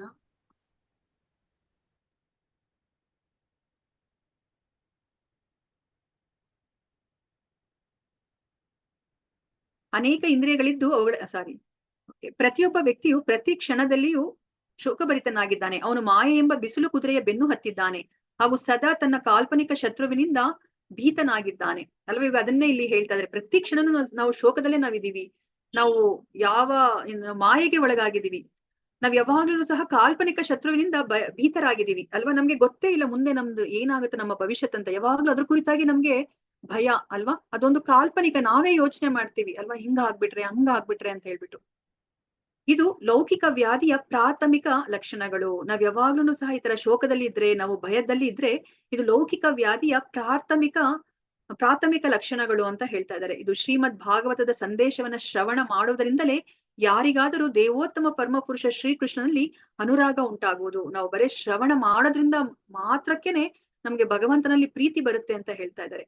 ಇದು ಪ್ರಾರಂಭವಾದೊಡನೆಯೇ ಲೌಕಿಕ ವ್ಯಾಧಿಯ ಲಕ್ಷಣಗಳು ಕಣ್ಮರೆಯಾಗುತ್ತದೆ. ಈ ಶೋಕ, ಮೋಹ, ಭಯ ಏನ್ ಇದೆಯೋ ಈ ಮೂರನ್ನು ಸಹ ಕಣ್ಮರೆಯಾಗತ್ತೆ ನಾವು ಭಗವಂತನ ಬಗ್ಗೆ ಶ್ರವಣ ಮಾಡಿದ ತಕ್ಷಣವೇ. ಇದನ್ನ ಇಲ್ಲಿ ಖಚಿತವಾಗಿ ಸೂಚಿಸಲಾಗಿದೆ. ಶ್ರೀಲ ವೇದವ್ಯಾಸರು ಸರ್ವ ಪರಿಪೂರ್ಣ ದೇವೋತ್ತಮ ಪುರುಷನನ್ನ ಕಂಡರು. ಅವರ ಈ ಹೇಳಿಕೆಯಲ್ಲಿ ಸರ್ವ ಪರಿಪೂರ್ಣ ದೇವೋತ್ತಮ ಪುರುಷ ಶ್ರೀಕೃಷ್ಣನನ್ನ ಕುರಿತು ಸ್ಪಷ್ಟವಾಗಿ ದೃಢಪಡಿಸಲಾಗಿದೆ. ಅವರು ಅಲ್ಲಿ ಆ ಸರ್ವ ಪರಿಪೂರ್ಣ ದೇವೋತ್ತಮ ಪುರುಷ ಯಾರನ್ನ ನೋಡ್ತಾರೆ ಅಂತಂದ್ರೆ ಅವರು ಶ್ರೀಕೃಷ್ಣನನ್ನ ನೋಡ್ತಾರೆ ಅಂತ ಹೇಳ್ತಾ ಇದ್ದಾರೆ. ಪರಮ ಪುರುಷನಲ್ಲಿ ನೈಜ ಪ್ರೇಮ ಬೆಳೆಸಿಕೊಳ್ಳುವುದೇ ಭಕ್ತಿ ಸೇವೆಯ ಅಂತಿಮ ಫಲ. ನಾವು ಭಕ್ತಿ ಮಾಡೋದು ನಾವು ಏನಕ್ಕೋಸ್ಕರ ನಾವು ಮಾಡ್ತೀವಿ, ಅದರ ಅಂತಿಮ ಗುರಿ ಏನು ಅಂತಂದ್ರೆ ನಾವು ಭಗವಂತನಲ್ಲಿ ಪ್ರೇಮವನ್ನ ಬೆಳೆಸ್ಕೊಳೋದು. ನಮ್ಗೆ ಯಾವಾಗ್ಲೂ ಅನ್ಸುತ್ತಲ್ವಾ, ಇದೇನಿದು ನಾವು ಇಸ್ಕಾನ್ಗೆ ಬಂದ್ಮೇಲೆ ನಾವ್ ಈಗ ಪ್ರೇಮ ಅನ್ನೋ ಒಂದು ಭಗವಂತನಲ್ಲಿ ನಾವು ಪ್ರೀತಿಯನ್ನ ಬೆಳೆಸ್ಕೋಬೇಕು ಅನ್ನೋದು ನಾವು ಕೆಲವೊಂದು ಕೃಷ್ಣ ಪ್ರಜ್ಞೆಗೆ ಬಂದ್ಮೇಲೆ ಅಲ್ವಾ. ಇದಕ್ಕಿಂತ ಮುಂಚೆ ನಮ್ಗೆ ಯಾವಾಗ್ಲೂ ಭಗವಂತ ಅಂದ್ರೆ ಭಯ ಅಲ್ವಾ. ನಾವೇನಾದ್ರೂ ತಪ್ಪು ಮಾಡ್ಬಿಟ್ರೆ ಅವ್ರು ನಮ್ಗೆ ಶಿಕ್ಷೆ ಕೊಟ್ಬಿಡ್ತಾರೆ. ಅದಕ್ಕೋಸ್ಕರ ನಾವು ಎಲ್ಲವನ್ನ ನಾವು ಏನೆಲ್ಲಾ ಮಾಡ್ಬೇಕು ಅಂತ ನಮ್ಗೆ ಹೇಳಿದ್ದಾರೆ, ಆ ಸರಿಯಾದ ಮಾರ್ಗದಲ್ಲಿ ನಡಿಬೇಕು ಅಂತ ನಾವು ಅನ್ಕೋತಾ ಇದ್ವಿ ಅಲ್ವಾ. ಈಗ ನಮ್ಗೆ ಇದು ಹೊಸದು ಪ್ರೇಮ, ಭಗವದ್ ಭಕ್ತಿ ಅಂತ ಹೇಳ್ತಾರೆ. ಭಕ್ತಿ ಅಂದ್ರೆ ಪ್ರೀತಿ ಅಂತ ಹೇಳ್ಬಿಟ್ಟು ಅದಕ್ಕೆ ಇನ್ನ ಒಂದು ಅನ್ವರ್ತಕ ಪದ ಅಂತ ಹೇಳ್ಬಿಟ್ಟು ಹೇಳ್ತಾರೆ ಅಲ್ವಾ. ಯಾಕೆ ಇಲ್ಲಿ ಅದನ್ನ ಭಗವತ್ ಪ್ರೇಮವನ್ನ ಬೆಳೆಸ್ಕೋಬೇಕು ಅಂತ ಹೇಳ್ತಾರೆ ಅಂತಂದ್ರೆ, ಇಲ್ಲಿ ಹೇಳ್ತಾ ಇದ್ದಾರೆ ಎಲ್ಲ ಜೀವರಾಶಿಗಳನ್ನ ಪ್ರಕೃತಿಗೆ ಹೋಲಿಸ್ತಾರೆ ಅಲ್ವಾ. ಮತ್ತೆ ಒಬ್ರೇ ಒಬ್ರು ಪುರುಷ ಇರೋದು, ಅದು ದೇವೋತ್ತಮ ಪರಮ ಪುರುಷ ಕೃಷ್ಣ. ಆದ್ರೆ ನಾವು ಏನನ್ನ ಇಚ್ಛೆ ಪಡ್ತಾ ಇದೀವಿ, ನಾವು ಭಗವಂತನ ತರನೇ ಪುರುಷನಾಗ್ಬೇಕು, ಎಲ್ಲವನ್ನ ನಾವು ಎಂಜಾಯ್ ಮಾಡ್ಬೇಕು ಅಂತ ನಾವು ಇಚ್ಛೆನ ನಾವು ಪಡ್ತಾ ಇರೋದು. ಅದು ಪಾಪಪೂರ್ಣ ಇಚ್ಛೆ ಅಲ್ವಾ. ಅದಕ್ಕೇನೆ ನಾವು ಒಡೆಯರಾಗ್ಲಿಕ್ಕೆ, ನಾವು ಪುರುಷರಾಗ್ಲಿಕ್ಕೆ ನಾವು ಬಂದಿದೀವಿ ಅಲ್ವಾ. ಆದ್ರೆ ನಿಜವಾಗಿ ನಾವು ನೋಡಿದ್ರೆ ಈ ಎಲ್ಲದರ ಒಡೆಯ, ಸಕಲ ಲೋಕಗಳಿಗೆ ಒಡೆಯ ಭಗವಂತ ಅಲ್ವಾ. ಅದಕ್ಕೆ ನಮ್ಗೆ ಭಗವದ್ಗೀತೆಯ 5ನೇ ಅಧ್ಯಾಯದ 39ನೇ ಶ್ಲೋಕ 29ನೇ ಶ್ಲೋಕ ಏನ್ ಹೇಳ್ತಾರೆ, ಭೋಕ್ತಾರಾಮ್ ಯಜ್ಞ ತಪಸ್ಸಾಂ ಸರ್ವಲೋಕ ಮಹೇಶ್ವರಂ ಅಲ್ವಾ. ಎಲ್ಲದರ ಒಡೆಯ ಅವರೇ, ಅದಕ್ಕೆ ಎಲ್ಲವನ್ನ ಅನುಭವಿಸ್ಬೇಕಾಗಿರೋದು ಅವರು. ಅದನ್ನ ನಾವು ಅರ್ಥ ಮಾಡ್ಕೋತಿಲ್ಲ. ಅದನ್ನ ಅರ್ಥ ಮಾಡ್ಕೊಂಡಿದ ತಕ್ಷಣ ನಮ್ಗೆ ಶಾಂತಿಯಿಂದ ನಾವ್ ಇರ್ಬೋದು ಅಂತ ನಮ್ಗೆ ಹೇಳ್ತಾರೆ.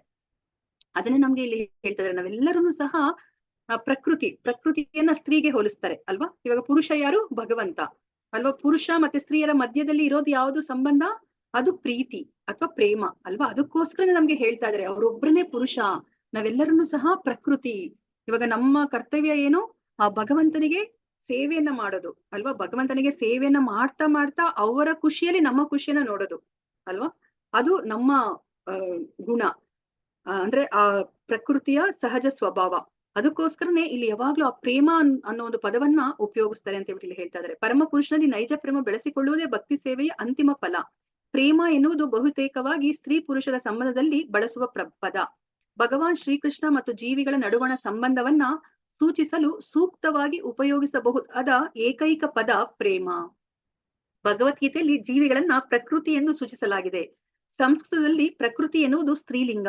ಭಗವಂತನನ್ನು ಸದಾ ಪರಮಪುರುಷ ಎಂದೇ ವರ್ಣಿಸಲಾಗಿದೆ. ಹೀಗೆ ಭಗವಂತ ಮತ್ತು ಜೀವಿಗಳ ನಡುವಣ ಪ್ರೀತಿಯು ಸ್ತ್ರೀ ಪುರುಷರ ನಡುವಣ ಅನುರಾಗದಂತೆ. ಆದ್ದರಿಂದ ಭಗವತ್ ಪ್ರೇಮ ಎಂಬ ಪ್ರಯೋಗವು ಅತ್ಯಂತ ಉಚಿತವಾದದ್ದು ಅಂತ ಹೇಳ್ತಾರೆ. ಅದಕ್ಕೇನೆ ನಮ್ಮ ಜೀವನದ ಗುರಿ ಏನಿರ್ಬೇಕು ಅಂತಂದ್ರೆ ಆ ಭಗವತ್ ಪ್ರೇಮವನ್ನ ನಾವು ಪಡೆಯೋದು. ಭಗವಂತನಲ್ಲಿ ಪ್ರೇಮಪೂರ್ಣ ಭಕ್ತಿ ಸೇವೆಯು ಭಗವಂತನ ಬಗ್ಗೆ ಶ್ರವಣ ಮಾಡುವುದರಿಂದ ಆರಂಭವಾಗುತ್ತದೆ. ಭಗವಂತನಿಗೂ ಮತ್ತು ಅವನನ್ನು ಕುರಿತು ಶ್ರವಣ ಮಾಡುವ ವಿಷಯಕ್ಕೂ ನಡುವೆ ಯಾವುದೇ ವ್ಯತ್ಯಾಸವಿಲ್ಲ. ಭಗವಂತನು ಸಕಲ ರೀತಿಯಲ್ಲೂ ಪರತರನು. ಹೀಗಾಗಿ ಅವನು ಮತ್ತು ಅವನನ್ನು ಕುರಿತು ಶ್ರವಣ ಮಾಡುವ ವಿಷಯದಲ್ಲಿ ವ್ಯತ್ಯಾಸವಿಲ್ಲ. ಆದ್ದರಿಂದ ಭಗವಂತನನ್ನು ಕುರಿತು ಶ್ರವಣ ಮಾಡುವುದೆಂದರೆ ದಿವ್ಯ ಧ್ವನಿಯ ಉಚ್ಚಾರ ಪ್ರಕ್ರಿಯೆಯಿಂದ ಅವನನ್ನು ತತ್ಕ್ಷಣ ಸಂಪರ್ಕಿಸುವುದು ಎಂದೇ ಅರ್ಥ. ದಿವ್ಯ ಧ್ವನಿಯು ಎಷ್ಟು ಪರಿಣಾಮಕಾರಿ ಎಂದರೆ ಅದು ತತ್ಕ್ಷಣವೇ ಮೇಲೆ ಹೇಳಿದ ಲೌಕಿಕ ಬಾಧೆಗಳನ್ನೆಲ್ಲ ನಿವಾರಿಸುತ್ತದೆ. ಮುಂಚೆ ಹೇಳಿದಂತೆ ಲೌಕಿಕ ಸಾಹಚರ್ಯಗಳಿಂದಾಗಿ ಜೀವಿಯು ಒಂದು ಬಗೆಯ ಜಟಿಲ ಮನೋಭಾವವನ್ನ ಬೆಳೆಸಿಕೊಳ್ಳುತ್ತಾನೆ. ಐಹಿಕ ದೇಹದ ಭ್ರಮಿತ ಬಂಧನವನ್ನು ವಾಸ್ತವಿಕ ಎಂದೇ ಒಪ್ಪಿಕೊಳ್ಳುತ್ತಾನೆ. ಬದುಕಿನ ನಾನಾ ವರ್ಗಗಳ ಜೀವಿಗಳು ನಾನಾ ರೀತಿಗಳಲ್ಲಿ ಇಂತಹ ಮಿಥ್ಯಾ ಮನೋಭಾವದಲ್ಲಿ ಭ್ರಮಿತರಾಗುತ್ತಾರೆ. ಮಾನವ ಜೀವಿತದ ಅತ್ಯಂತ ಅಭಿವೃದ್ಧಿಯ ಘಟ್ಟದಲ್ಲೂ ಮಾಯೆಯು ನಾನಾ ತತ್ವಗಳ ರೂಪದಲ್ಲಿದ್ದು ಭಗವಂತನೊಂದಿಗೆ ಪ್ರೇಮ ಸಂಬಂಧವನ್ನ ಒಡೆಯುತ್ತದೆ ಮತ್ತು ಈ ಮೂಲಕ ಮನುಷ್ಯರ ನಡುವಣ ಪ್ರೇಮ ಸಂಬಂಧವನ್ನ ಬೇರ್ಪಡಿಸುತ್ತದೆ. ಶ್ರೀಮದ್ ಭಾಗವತದ ವಿಷಯ ಶ್ರವಣವು ಮಿಥ್ಯವಾದ ಈ ಐಹಿಕ ಜಟಿಲ ಮನೋಭಾವವನ್ನ ನಿವಾರಿಸುತ್ತದೆ. ಈ ಮೂಲಕ ಸಮಾಜದಲ್ಲಿ ರಾಜಕಾರಣಿಗಳು ನಾನಾ ಬಗೆಯ ರಾಜಕೀಯ ಸನ್ನಿವೇಶಗಳಲ್ಲಿ ಬಯಸುವ ನಿಜವಾದ ಶಾಂತಿ ಲಭಿಸುತ್ತದೆ. ಮನುಷ್ಯರ ನಡುವೆ, ರಾಷ್ಟ್ರಗಳ ನಡುವೆ ಶಾಂತಿ ಇರಬೇಕೆಂದು ರಾಜಕಾರಣಿಗಳು ಅಪೇಕ್ಷಿಸುತ್ತಾರೆ. ಆದರೆ ಲೌಕಿಕಾಧಿಪತ್ಯದಲ್ಲಿನ ಅತ್ಯಾಸಕ್ತಿಯಿಂದ ಮೋಹ ಮತ್ತು ಭಯಗಳು ಇವೆ. ಆದ್ದರಿಂದ ರಾಜಕಾರಣಿಗಳ ಶಾಂತಿ ಸಮ್ಮೇಳನಗಳು ಸಮಾಜದಲ್ಲಿ ಶಾಂತಿಯನ್ನುಂಟು ಮಾಡಲಾರವು. ಶ್ರೀಮದ್ ಭಾಗವತದಲ್ಲಿ ವರ್ಣಿಸಲಾಗಿರುವ ದೇವೋತ್ತಮ ಪರಮಪುರುಷ ಶ್ರೀಕೃಷ್ಣನ ವಿಷಯ ಶ್ರವಣದಿಂದ ಮಾತ್ರ ಶಾಂತಿ ಸಾಧ್ಯ. ಮೂಢ ರಾಜಕಾರಣಿಗಳು ನೂರಾರು ವರ್ಷಗಳವರೆಗೆ ಶಾಂತಿ ಮತ್ತು ಶೃಂಗ ಸಭೆಗಳನ್ನ ನಡೆಸಬಹುದು, ಆದರೆ ಅವರು ಜಯಪ್ರದರಾಗುವುದಿಲ್ಲ. ನಾವು ಶ್ರೀಕೃಷ್ಣನೊಂದಿಗೆ ಕಳೆದುಕೊಂಡ ಸಂಬಂಧವನ್ನ ಪುನಃ ಸ್ಥಾಪಿಸುವ ಹಂತ ತಲುಪುವವರೆಗೆ ದೇಹವನ್ನು ಆತ್ಮವೆಂದು ಒಪ್ಪಿಕೊಳ್ಳುವ ಮಾಯೆಯ ಪ್ರಭಾವ ಇರುತ್ತದೆ. ಹಾಗೆಯೇ ಭಯಭೀತಿಯೂ ಇರುತ್ತದೆ. ಶ್ರೀಕೃಷ್ಣನನ್ನು ದೇವೋತ್ತಮ ಪರಮಪುರುಷನೆಂಬುದರ ಸಪ್ರಮಾಣತೆಗೆ ಔಪೌರುಷೇಯ ಧರ್ಮಗ್ರಂಥದಲ್ಲಿ ನೂರಾರು ಸಾವಿರಾರು ಸಾಕ್ಷ್ಯಗಳಿವೆ. ಓಕೆ, ಇಲ್ಲಿ ತನಕ ತಿಳ್ಕೊಂಡಂತೆ. ಸೊ ಇಲ್ಲಿ ಏನನ್ನ ಹೇಳ್ತಿದ್ರೆ ನಮ್ಗೆ ತುಂಬಾ ಮುಖ್ಯವಾಗಿರೋದೇನು, ನಾವು ಶಾಂತಿಯಿಂದ ಇರ್ಬೇಕು ಅಲ್ವಾ. ಸೊ ಇವಾಗ ವೈಕುಂಠದಲ್ಲೂ ಅಷ್ಟೇ, ವೈಕುಂಠ ಅಲ್ಲಿ ಯಾವುದೇ ಒಂದು ಆತಂಕ ಇಲ್ಲ, ಅಲ್ಲಿ ಶಾಂತಿಯಾಗಿರ್ತೀವಿ. ಅದೇ ತರದ ಶಾಂತಿನ ನಾವು ಈ ಭೌತಿಕ ಪ್ರಪಂಚದಲ್ಲಿ ನಾವು ಎಕ್ಸ್ಪೆಕ್ಟ್ ಮಾಡ್ತೀವಿ. ಯಾಕಂದ್ರೆ ನಾವು ಅದನ್ನ ಅನುಭವಿಸಿ ಬಂದ್ಬಿಟ್ಟಿದೀವಿ ಅಲ್ವಾ. ಆ ಶಾಂತಿನ ನಾವು ಅನುಭವಿಸ್ತಿದೀವಿ, ಅದನ್ನೇ ನಾವು ಇಲ್ಲೂ ಸಹ ನಾವು ಎಕ್ಸ್ಪೆಕ್ಟ್ ಮಾಡ್ತಾ ಇರ್ತೀವಿ ಅಲ್ವಾ. ನಾವು ನಿಜವಾದ ಆನಂದವನ್ನ ನಾವು ಅನುಭವಿಸ್ತಿದೀವಿ. ಅದಕ್ಕೆ ನಾವಿಲ್ಲಿ ಅದನ್ನೇ ನಾವು ಯಾವಾಗ್ಲೂ ಆಕಾಂಕ್ಷೆ ಪಡ್ತಾ ಇರ್ತೀವಿ, ಆ ತರ ಇರ್ಬೇಕು ನಾವು ಅಂತ. ಆದ್ರೆ ಅದಕ್ಕೋಸ್ಕರ ಇಲ್ಲಿ ನಮ್ಮ ರಾಜಕಾರಣಿಗಳೆಲ್ಲನೂ ಸಹ ಎಷ್ಟೆಲ್ಲ ಪ್ರಯತ್ನವನ್ನ ಪಡ್ತಾ ಇದ್ದಾರೆ ಅಲ್ವಾ. ಹಲವಾರು ವರ್ಷಗಳ ಕಾಲ ತುಂಬಾ ಹಣವನ್ನೆಲ್ಲ ವ್ಯಯಿಸಿ ಅವರು ಆ ಶಾಂತಿ ಸಭೆಗಳನ್ನೆಲ್ಲ ಮಾಡ್ತಾ ಇದ್ದಾರೆ. ಆದ್ರೆ ಅವ್ರು ಎಷ್ಟೇ ಪ್ರಯತ್ನ ಪಟ್ರು ಸಹ ಆ ಶಾಂತಿನ ತರ್ಲಿಕ್ಕೆ ಸಾಧ್ಯ ಇಲ್ಲ ಅಲ್ವಾ.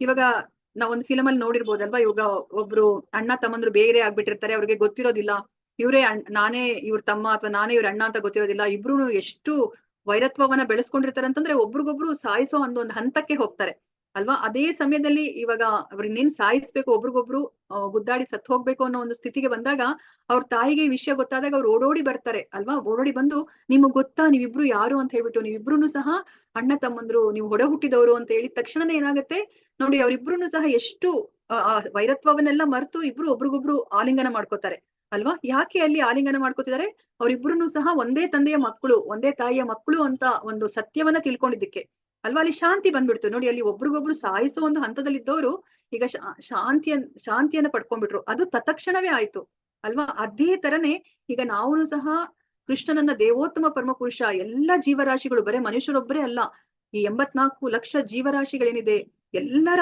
ತಂದೆ ಭಗವಂತ ಅಂತ ಒಪ್ಕೊಂಡಿದ ತಕ್ಷಣ ನಮ್ಗೆ ಏನನ್ಸುತ್ತೆ, ನಾವು ಯಾರಿಗೂ ತೊಂದರೆಯನ್ನ ಕೊಡ್ಬೇಕು ಅಂತ ಅನ್ಸೋದೇ ಇಲ್ಲ. ಅಯ್ಯೋ ಅವ್ರು ಬೇರೆ ಯಾರು ಅಲ್ಲ, ನನ್ನ ತಮ್ಮ, ನನ್ನ ತಂಗಿ ಅಲ್ವಾ, ನನ್ನ ಹೊಡ ಹುಟ್ಟಿದವರು, ಅವರೆಲ್ಲರೂ ಸಹ ಭಗವಂತನ ಮಕ್ಕಳು, ನಾವೆಲ್ಲರೂ ಸಹ ಅಣ್ಣ ತಮ್ಮಂದ್ರು ಅಂತ ಹೇಳ್ಬಿಟ್ಟು ಆ ಭ್ರಾತೃತ್ವ ಬೆಳೆಯುತ್ತೆ ಅಲ್ವಾ.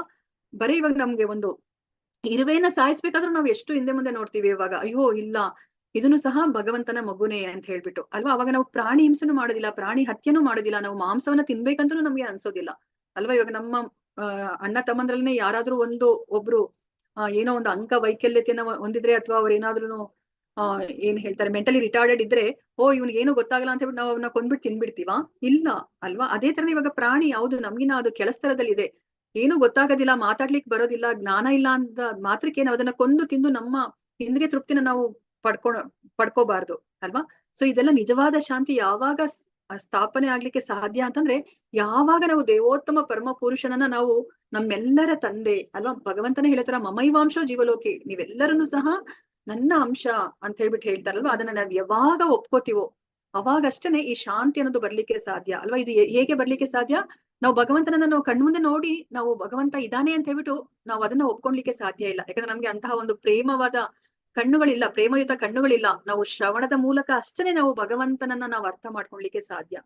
ಸೊ ನಮ್ಗೆ ಅವಾಗಷ್ಟೇ ನಾವು ಎಷ್ಟು ದಿನಗಳ ಕಾಲ ನಾವು ನಮ್ಮನ್ನ ಈ ದೇಹದಿಂದ ಗುರ್ತಿಸ್ಕೊತಾ ಇರ್ತೀವೋ ಅಲ್ಲಿ ತನಕ ಇಲ್ಲಿ ಈ ಭೌತಿಕ ಪ್ರಪಂಚದಲ್ಲಿ ಶಾಂತಿ ಅನ್ನೋದು ಬರ್ಲಿಕ್ಕೆ ಸಾಧ್ಯ ಇಲ್ಲ. ಅದನ್ನೇ ಇಲ್ಲಿ ಹೇಳ್ತಾ ಇದ್ದಾರೆ.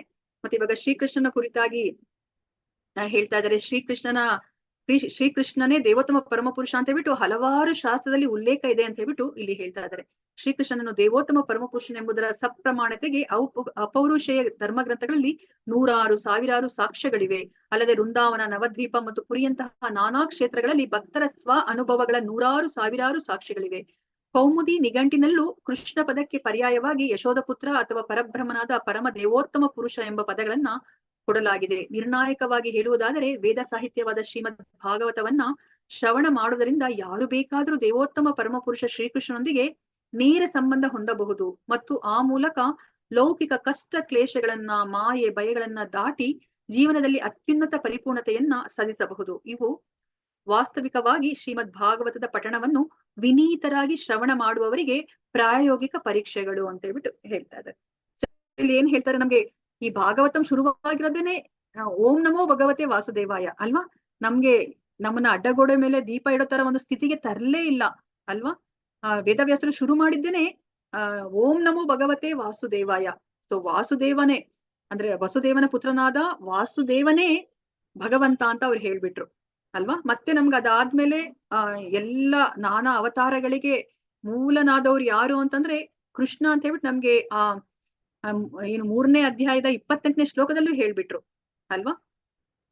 ಸೊ ನಮ್ಗೆ ಅದು ಅದರಿಂದ ನಮ್ಗೆ ಸ್ಪಷ್ಟವಾಗಿ ಗೊತ್ತಾಗತ್ತೆ ದೇವೋತ್ತಮ ಪರಮಪುರುಷ ಕೃಷ್ಣ ಅಂತ ಹೇಳ್ಬಿಟ್ಟು. ಅದ್ರ ಜೊತೆ ನಮ್ಗೆ ಇಲ್ಲೂ ಸಹ ಎಷ್ಟೊಂದು ಸಾಕ್ಷಿಗಳಿದೆ ಅಂತ ಹೇಳ್ಬಿಟ್ಟು ಹೇಳ್ತಾ ಇದ್ದಾರೆ.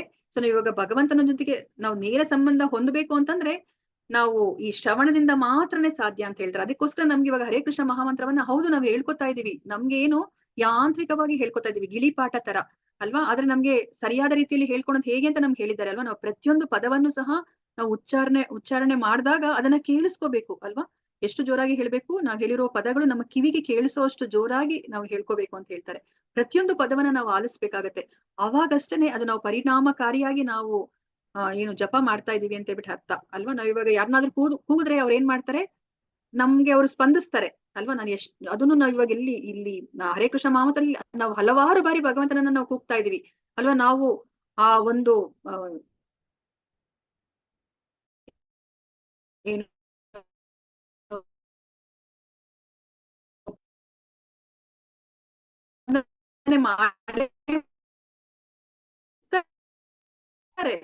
ಅಲ್ವಾ. ಇವಾಗ ಭಗವಂತ ನಮ್ಮ ಬಂದಾಗ ನಾವು ಅವ್ರನ್ನ ಏನು ಆಧರಿಸಿ ಸತ್ಕಾರ ಮಾಡ್ಲಿಲ್ಲ ಅಂತಂದ್ರೆ ನಾವು ಅವ್ರಿಗೆ ಅವಮಾನ ಮಾಡ್ದ ಹಾಗೆ ಅಲ್ವಾ. ನಾವ್ ಇವಾಗ ಅವ್ರನ್ನ ಕೂಗಿದಾಗ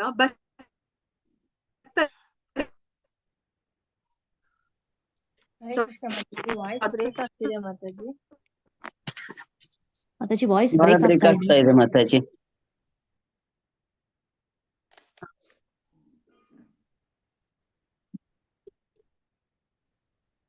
ತುಂಬಾ ಬ್ರೇಕ್ ಆಗ್ತಾ ಇದೆಯಾ ಮಾತಾಜಿ? ಹೌದು ಮಾತಾಜಿ, ತುಂಬಾ ಹೌದು ಮಾತಾಜಿ. ಹಾಟ್ಸ್ಪಾಟ್ಗೆ ಚೇಂಜ್ ಮಾಡ್ಕೋಬೇಕಾ ಹಾಟ್ಸ್ಪಾಟ್ಗೆ? ಓಕೆ, ಇನ್ನೊಂದ್ 2 ನಿಮಿಷ ನೋಡ್ತೀನಿ ನಾನು. ಓಕೆ, ಸೊ ಇವಾಗ ನಮ್ಗೆ ಇವಾಗ ನಾವು ಚಾಂಟ್ ಮಾಡ್ತಾ ಇರ್ಬೇಕಾದ್ರೆ ಭಗವಂತ ಅಲ್ಲಿ ಬರ್ತಾರೆ. ಬಂದಾಗ ಅವ್ರ ಬಗ್ಗೆ ನಾವು ಗಮನ ಹರಿಸಿಲ್ಲ, ನಾವ್ ಏನೋ ಕುರಿತು ಯೋಚನೆ ಮಾಡ್ತಿದೀವಿ ಅಂತಂದ್ರೆ ನಾವಲ್ಲಿ ಅಪರಾಧ ಮಾಡ್ದ ಹಾಗೆ ಅಲ್ವಾ. ಯಾರನ್ನೋ ಕರೆದು ನಾವ್ ಇವಾಗ ಅವ್ರಿಗೆ ಅವಮಾನ ಮಾಡ್ದ ಹಾಗೆ ಅಲ್ವಾ. ಇವಾಗ ನಮ್ಮ ಮನೆಗೆ ಯಾರನ್ನಾದ್ರೂ ಬನ್ನಿ ಅಂತ ಕರೆದ್ಬಿಟ್ಟು ಅವ್ರ ಕಡೆ ಗಮನ ಹರಿಸ್ತಾರೆ. ನಾವಿಲ್ಲಿ ಅಡಿಗೆ ಮನೇಲಿ ಹೋಗ್ಬಿಟ್ಟು ನಮ್ ಕೆಲಸ ಏನೋ ಮಾಡ್ಕೋತಿದ್ರೆ ನಾವ್ ಅವ್ರಿಗೆ ಎಷ್ಟು ಅವಮಾನ ಮಾಡ್ದಂಗೆ ಅಲ್ವಾ? ಅದೇ ತರನೇ ನಾವ್ ಇವಾಗ ಹರೇ ಕೃಷ್ಣ ಮಹಾಮಂತ್ರ ಹೇಳ್ಕೊಬೇಕಾದ್ರೆ ನಾವು ಆ ಭಗವಂತನ ಹೆಸರನ್ನ ನಾವು ನಮ್ಮ ಕಿವಿಯಿಂದ ಕೇಳಿಸ್ಕೊತಿಲ್ಲ ಅಂತಂದ್ರೆ, ಮತ್ತೆ ಭಗವಂತನನ್ನ ನಾವು ಪ್ರೇಮಯುತವಾಗಿ ನಾವು ಕರಿತಿಲ್ಲ ಅಂತಂದ್ರೆ ನಾವಲ್ಲಿ ಅವ್ರನ್ನ ಅವಮಾನ ಮಾಡ್ತಾ ಇದೀವಿ ಅಂತ ಅರ್ಥ ಅಲ್ವಾ? ನಾವಿವಾಗ ವಿನೀತರಾಗಿ ನಾವು ಶ್ರವಣ ಮಾಡಿದ್ರೆ ನಾವು ಇದೇ ಜನ್ಮದಲ್ಲಿ ನಾವು ಈ ಲೌಕಿಕ ಕಷ್ಟ ಕ್ಲೇಶಗಳನ್ನ, ಈ ಮಾಯೆ ಭಯಗಳನ್ನ ದಾಟಿ ನಾವು ಇದೇ ಜೀವನದಲ್ಲಿ ನಾವು ಅತ್ಯುನ್ನತ ಪರಿಪೂರ್ಣತೆಯನ್ನ ನಾವು ಸಾಧಿಸಬಹುದು. ಅದನ್ನೇ ಇಲ್ಲಿ ವೇದವ್ಯಾಸರು ಕಾಣ್ತಾ ಇದ್ದಾರೆ. ಅವರು ಆ ಪರಿಹಾರ ಮಾರ್ಗವನ್ನ, ಆ ಭಕ್ತಿ ಯೋಗದಿಂದ ಪರಿಣಾಮಗಳು ಏನಾಗ್ತಿದೆ, ಭಗವಂತನಲ್ಲಿ ಪ್ರೀತಿ ಬರ್ತಾ ಇದೆ, ಶ್ರವಣ ಮಾತ್ರದಿಂದಲೇ ಪ್ರೀತಿ ಬರುತ್ತೆ, ಅಂಕುರಿಸುತ್ತೆ ಅಂತ ನೋಡ್ತಾ ಇದ್ದಾರೆ ಅವರು. ಮತ್ತೆ ಅದರಿಂದ ಆ ಶೋಕ, ಮೋಹ, ಭಯ ಆ ಮೂರನ್ನು ಸಹ ಕಣ್ಮರೆ ಆಗುತ್ತೆ ಅನ್ನೋದನ್ನು ಸಹ ಅವರು ನೋಡ್ತಾ ಇದ್ದಾರೆ. ಸ ಸಂಹಿತಾಂ ಭಾಗವತೀಂ ಕೃತ್ವಾನುಕ್ರಮ್ಯ ಚಾತ್ಮಜಂ ಶುಕಾಮಧ್ಯಾಪಯಾಮಾಸ ನಿವೃತ್ತಿಂ ನಿರತಂ ಮುನಿಹಿ. ಮಹರ್ಷಿ ವೇದವ್ಯಾಸರು ಶ್ರೀಮದ್ ಭಾಗವತವನ್ನ ಸಂಕಲಿಸಿ ಪರಿಷ್ಕರಿಸಿದರು. ಅನಂತರ ಆ ವೇಳೆಗಾಗಲೇ ಆತ್ಮ ಸಾಕ್ಷಾತ್ಕಾರದಲ್ಲಿ ನಿರತರಾಗಿದ್ದ ತಮ್ಮ ಪುತ್ರ ಶ್ರೀ ಶುಕಮುನಿಗಳಿಗೆ ಅದನ್ನ ಬೋಧಿಸಿದರು ಅಲ್ವಾ? ನೋಡಿ, ಇವಾಗ ಅವರು ಧ್ಯಾನಾಸಕ್ತರಾದಾಗ ಅವ್ರು ಎಲ್ಲವನ್ನ ನೋಡ್ತಾ ಇದ್ದಾರೆ. ಅವರು ಭಗವಂತನನ್ನ ನೋಡ್ತಾರೆ, ಭಗವಂತನ ಶಕ್ತಿಗಳನ್ನ ನೋಡ್ತಾರೆ, ಮತ್ತೆ ಈ ಎಲ್ಲ ಬದ್ಧಾತ್ಮರನ್ನ ನೋಡ್ತಾರೆ, ಬದ್ಧಾತ್ಮರ ವ್ಯಾಧಿಯನ್ನ ನೋಡ್ತಾರೆ, ಆ ವ್ಯಾಧಿಗೆ ಕಾರಣ ಏನು ಅಂತ ಕಂಡುಹಿಡಿತಾರೆ, ಮತ್ತೆ ಅದನ್ನ ಹೇಗೆ ಈಗ ಅದನ್ನ ಉಪಯೋಗಿಸ್ಬೇಕಲ್ವಾ, ಅದನ್ನ ಅನುಷ್ಠಾನ ಮಾಡ್ಬೇಕಲ್ವಾ, ಅದಕ್ಕೋಸ್ಕರ ಆ ಜ್ಞಾನವನ್ನ ಇವಾಗ ಯಾರಿಗೆ ಬೋಧಿಸ್ತಾ ಇದ್ದಾರೆ? ಅವ್ರು ಇವಾಗ ಸಂಕಲಿಸ್ತಾ ಇದ್ದಾರೆ, ಅದನ್ನ ಶ್ರೀಮದ್ ಭಾಗವತದ ರೂಪದಲ್ಲಿ ಸಂಕಲಿಸ್ತಾ ಇದ್ದಾರೆ. ಮತ್ತೆ ಆ ಜ್ಞಾನವನ್ನ ಈಗ ಯಾರಿಗಾದ್ರೂ ಕೊಡ್ಬೇಕು. ಇವಾಗ ಯಾರಿಗೆ ಕೊಡ್ತಾ ಇದ್ದಾರೆ? ಅವರು ತಮ್ಮ ಮಗ ಶುಕಮುನಿಗಳಿಗೆ ಅವರು ಕೊಡ್ತಾ ಇದ್ದಾರೆ. ಅದನ್ನ ಇಲ್ಲಿ ಹೇಳ್ತಾ ಇದ್ದಾರೆ. ಮಹರ್ಷಿ ವೇದವ್ಯಾಸರು ಶ್ರೀಮದ್ ಭಾಗವತವನ್ನ ಸಂಕಲಿಸಿ ಪರಿಷ್ಕರಿಸಿದರು. ಅನಂತರ ಆ ವೇಳೆಗಾಗಲೇ ಆತ್ಮ ಸಾಕ್ಷಾತ್ಕಾರದಲ್ಲಿ ನಿರತರಾಗಿದ್ದ ತಮ್ಮ ಪುತ್ರ ಶ್ರೀ ಶುಕಮುನಿಗಳಿಗೆ ಅದನ್ನ ಬೋಧಿಸಿದರು. ಈಗ ನಮ್ಗೆ ಈ ಭಾವಾರ್ಥದಲ್ಲಿ ಪ್ರಭುಪಾದರು ಹೇಳ್ತಾರೆ, ನಮ್ಗೆ ಯಾವಾಗ್ಲೂ ಕನ್ಫ್ಯೂಷನ್ ಅಲ್ವಾ, ಯಾವಾಗ ಈ ಶ್ರೀಮದ್ ಭಾಗವತವನ್ನ ವೇದವ್ಯಾಸರು ಬರೆದಿರಬಹುದು ಅಂತ ನಮ್ಗೆ ಯಾವಾಗ್ಲೂ ಯೋಚನೆ ಮಾಡ್ತಿರ್ತೀವಿ. ಅದಕ್ಕೆ ಇಲ್ಲಿ ಭಾವಾರ್ಥದಲ್ಲಿ ಪ್ರಭುಪಾದರು ಉತ್ತರವನ್ನ ಕೊಡ್ತಾ ಇದ್ರೆ, ಈಗ ಈ ಶ್ರೀಮದ್ ಭಾಗವತವನ್ನ ವೇದವ್ಯಾಸರು ಯಾವಾಗ ಬರೀತಾರೆ, ಅದನ್ನ ಯಾರಿಗೆ ಇವಾಗ ಬೋಧಿಸ್ತಾರೆ ಅನ್ನೋದು ನಮ್ಗೆ ಗೊತ್ತಿದೆ. ಶುಕಮುನಿಗಳಿಗೆ ಬೋಧಿಸ್ತಾರೆ. ಹೇಗೆ ಬೋಧಿಸ್ತಾರೆ ಅನ್ನೋದನ್ನ ನಮ್ಗೆ ಇಲ್ಲಿ ಪ್ರಭುಪಾದರು ಭಾವಾರ್ಥದಲ್ಲಿ ತಿಳಿಸಿಕೊಡ್ತಾ ಇದ್ದಾರೆ. ಶ್ರೀಮದ್ ಭಾಗವತವು ಬ್ರಹ್ಮಸೂತ್ರಗಳನ್ನು ರಚಿಸಿದ ಇದೇ ಲೇಖಕರ ಸಹಜ ವ್ಯಾಖ್ಯಾನವಾಗಿದೆ. ಈ ಬ್ರಹ್ಮಸೂತ್ರ ಅಥವಾ ವೇದಾಂತ ಸೂತ್ರವು ಈಗಾಗಲೇ ಆತ್ಮ ಸಾಕ್ಷಾತ್ಕಾರದಲ್ಲಿ ನಿರತರಾಗಿರುವವರಿಗಾಗಿ ರಚಿತವಾಗಿದೆ. ಯಾರೊಬ್ಬರು ತತ್ಕ್ಷಣ ವಿಷಯ ಶ್ರವಣ ಮಾತ್ರದಿಂದಲೇ ಆತ್ಮ ಸಾಕ್ಷಾತ್ಕಾರದ ಪಥದಲ್ಲಿ ತೊಡಗುವಂತೆ ಶ್ರೀಮದ್ ಭಾಗವತವನ್ನ ರಚಿಸಲಾಗಿದೆ. ಅದು ಪರಮಹಂಸರಿಗಾಗಿ ಅಥವಾ ಆತ್ಮ ಸಾಕ್ಷಾತ್ಕಾರದಲ್ಲಿ ಸಂಪೂರ್ಣವಾಗಿ ನಿರತರಾಗಿರುವವರ ಸಲುವಾಗಿ ಇದೆಯಾದರೂ ಲೌಕಿಕ ವ್ಯಕ್ತಿಗಳ ಹೃದಯಗಳ ಮೇಲೂ ಆಳವಾದ ಪ್ರಭಾವ ಬೀರಬಲ್ಲದು ಅಂತ ಹೇಳ್ತಾ ಇದ್ದಾರೆ ಅಲ್ವಾ? ಇದನ್ನ ಯಾರು ವೇದಗಳನ್ನ ಬರ್ದಿದಾರೋ ಅದೇ ಲೇಖಕ ಈ ಶ್ರೀಮದ್ ಭಾಗವತವನ್ನ ಬರ್ದಿದ್ದಾರೆ. ಸೊ ಇದನ್ನ ಹೇಗೆ ಬರ್ದಿದ್ದಾರೆ ಅಂತಂದ್ರೆ, ಬರೇ ಶ್ರವಣ ಮಾತ್ರದಲ್ಲೇನೆ ಅವರು ಆತ್ಮ ಸಾಕ್ಷಾತ್ಕಾರದ ಕಡೆಗೆ ಅವರು ತಮ್ಮನ್ನ ತಾವು ಕರ್ಕೊಂಡು ಹೋಗ್ಬಿಡ್ಬೇಕು. ಆ ರೀತಿಯಲ್ಲಿ ಅವರು ಶ್ರೀಮದ್ ಭಾಗವತನ ಬರ್ದಿದ್ದಾರೆ.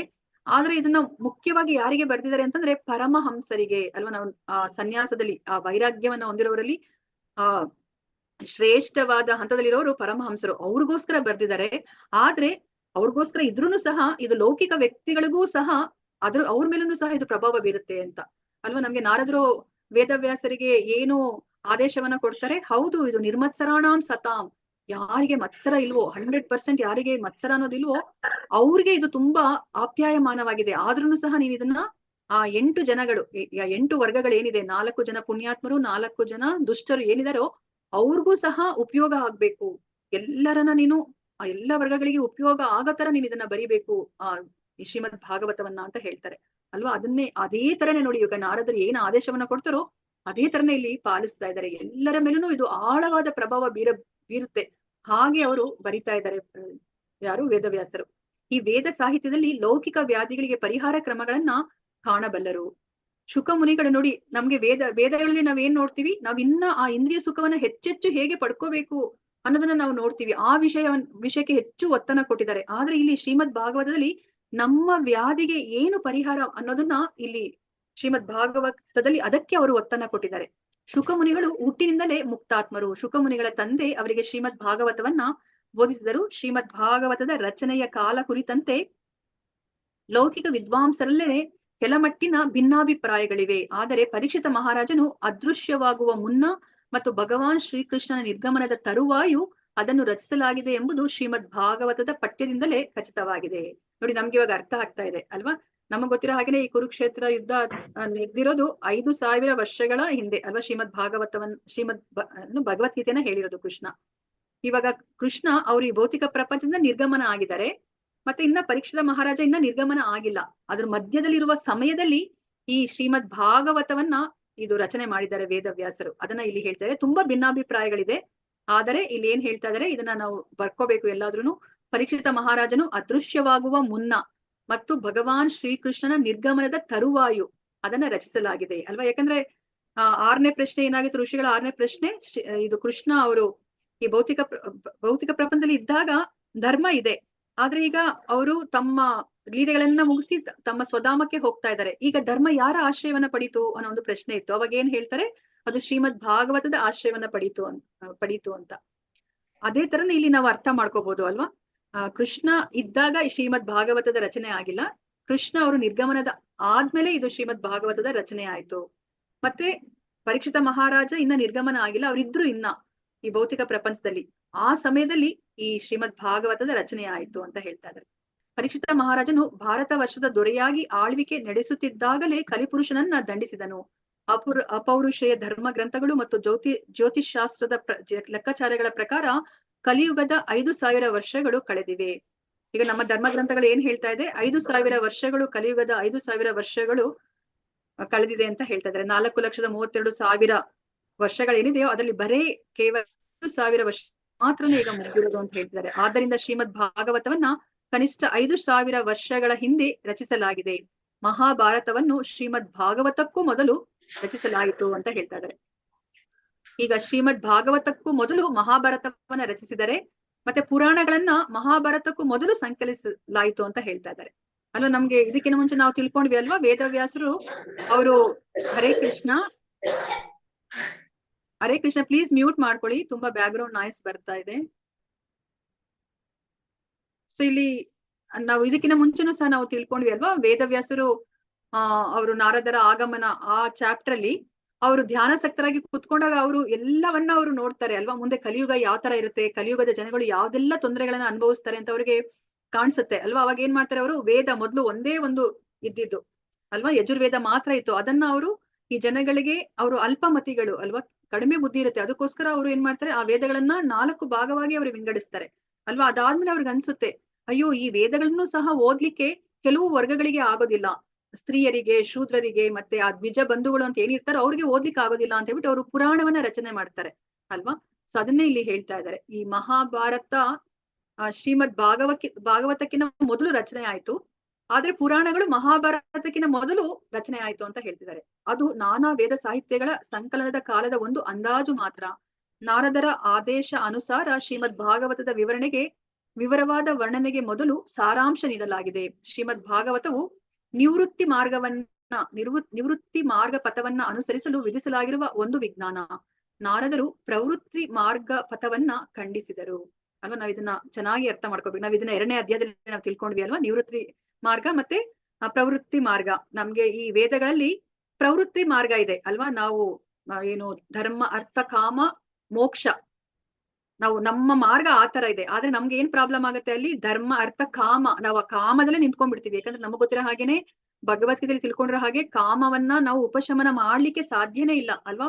ಒಂದು ಆಸೆ ಮುಗಿದ್ಮೇಲೆ ಇನ್ನೊಂದು ಆಸೆ ಬರ್ತಾನೆ ಇರುತ್ತೆ. ಅದು ನಾವ್ ಎಷ್ಟು ಸತಿ ನಾವು ನ್ಯೂ ಇಯರ್ ರೆಸಲ್ಯೂಷನ್ ಮಾಡ್ಕೋತೀವಿ ಅಲ್ವಾ, ಈ ಸತಿ ನಾನು ಹೆಚ್ಚು ಬಟ್ಟೆಗಳನ್ನ ನಾವು ತಗೋಬಾರ್ದು ಅಂತ ನಾವು ಅನ್ಕೋತೀವಿ. ಆದ್ರೆ ಏನಾಗುತ್ತೆ, ಮತ್ತೆ ಯಾವ್ದಾದ್ರು ಹೊಸಾದ್ದು ಬಂದಾಗ, ನನ್ಗೆ ಇಷ್ಟ ಆಗಿರೋ ಕಲರ್ ಬಂದಾಗ ಏನ್ ಅನ್ಕೋತೀವಿ, ಇದೊಂದ್ಸತಿ ತಗೊಂಡ್ಬಿಡ್ತೀನಿ, ನಾನ್ ಮುಂದೆ ಮತ್ತೆ ತಗೊಳೋದೇ ಇಲ್ಲ ಅಂತ ನಾವ್ ಅನ್ಕೋತೀವಿ.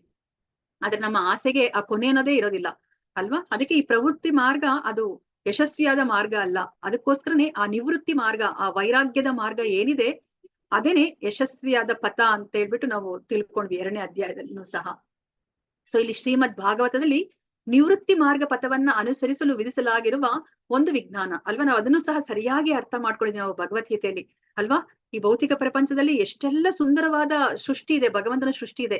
ಅದನ್ನೆಲ್ಲ ನಾವು ಹಾಗಾದ್ರೆ ವೈರಾಗ್ಯ ತರ, ನನಗಿದ್ ಬೇಡ, ಏನೋ ನೇತಿ ಇದು ಬೇಡ, ಇದು ಭೌತಿಕ ವಸ್ತು, ಇದು ಬೇಡ, ಇದು ಭೌತಿಕ ವಸ್ತು ಅಂತ ನಾವ್ ಯಾವ್ದನ್ನು ತ್ಯಾಗ ಮಾಡ್ಕೊಡ್ದು. ಅದನ್ನ ನಾವು ಆ ಎಲ್ಲಾ ವಸ್ತುಗಳನ್ನ ನಾವು ನಮ್ಮ ಇಂದ್ರಿಯ ಸುಖಕ್ಕೆ ಉಪಯೋಗಿಸೋ ಬದಲು ಅದು ಭಗವಂತನ ಸಂತೋಷಕ್ಕೆ, ಭಗವಂತನ ಸೇವೆಗೆ ನಾವು ಉಪಯೋಗಿಸಿದಾಗ ಅದು ನಿಜವಾದ ವೈರಾಗ್ಯವಾಗಿ ಪರಿಗಣಿಸಲ್ಪಡುತ್ತೆ ಅಂತ ಹೇಳ್ತಾರಲ್ವಾ, ಅದು ನಿಜವಾದ ನಿವೃತ್ತಿ ಮಾರ್ಗ. ಅದನ್ನೇ ಇಲ್ಲಿ ಶ್ರೀಮದ್ ಭಾಗವತದಲ್ಲಿ ಹೇಳ್ತಾ ಇರೋದು. ನಿವೃತ್ತಿ ಮಾರ್ಗದ ಪಥವನ್ನ ಅನುಸರಿಸಲು ವಿಧಿಸಲಾಗಿರುವ ಒಂದು ವಿಜ್ಞಾನ. ನಾರದರು ಪ್ರವೃತ್ತಿ ಮಾರ್ಗ ಪಥವನ್ನ ಖಂಡಿಸಿದರು ಅಲ್ವಾ. ಪ್ರವೃತ್ತಿ ಮಾರ್ಗ ವೇದಗಳಲ್ಲಿ ಇದೆ. ಅದಕ್ಕೆ ಅವರು ಏನ್ ಹೇಳ್ತಾರೆ, ಅವರು ಅದನ್ನ ವೇದವ್ಯಾಸರಿಗೆ ಹೇಳ್ತಾರೆ, ನೀನು ಆತ್ಮ ಸಾಕ್ಷಾತ್ಕಾರವನ್ನ ಪಡ್ಕೊಂಡಿದ್ಯಾ, ಆದ್ರೆ ನೀನ್ ಏನ್ ಮಾಡ್ತಾ ಇದೀಯ ನೀನು. ಒಂದೇ ಒಂದ್ ನಿಮಿಷ.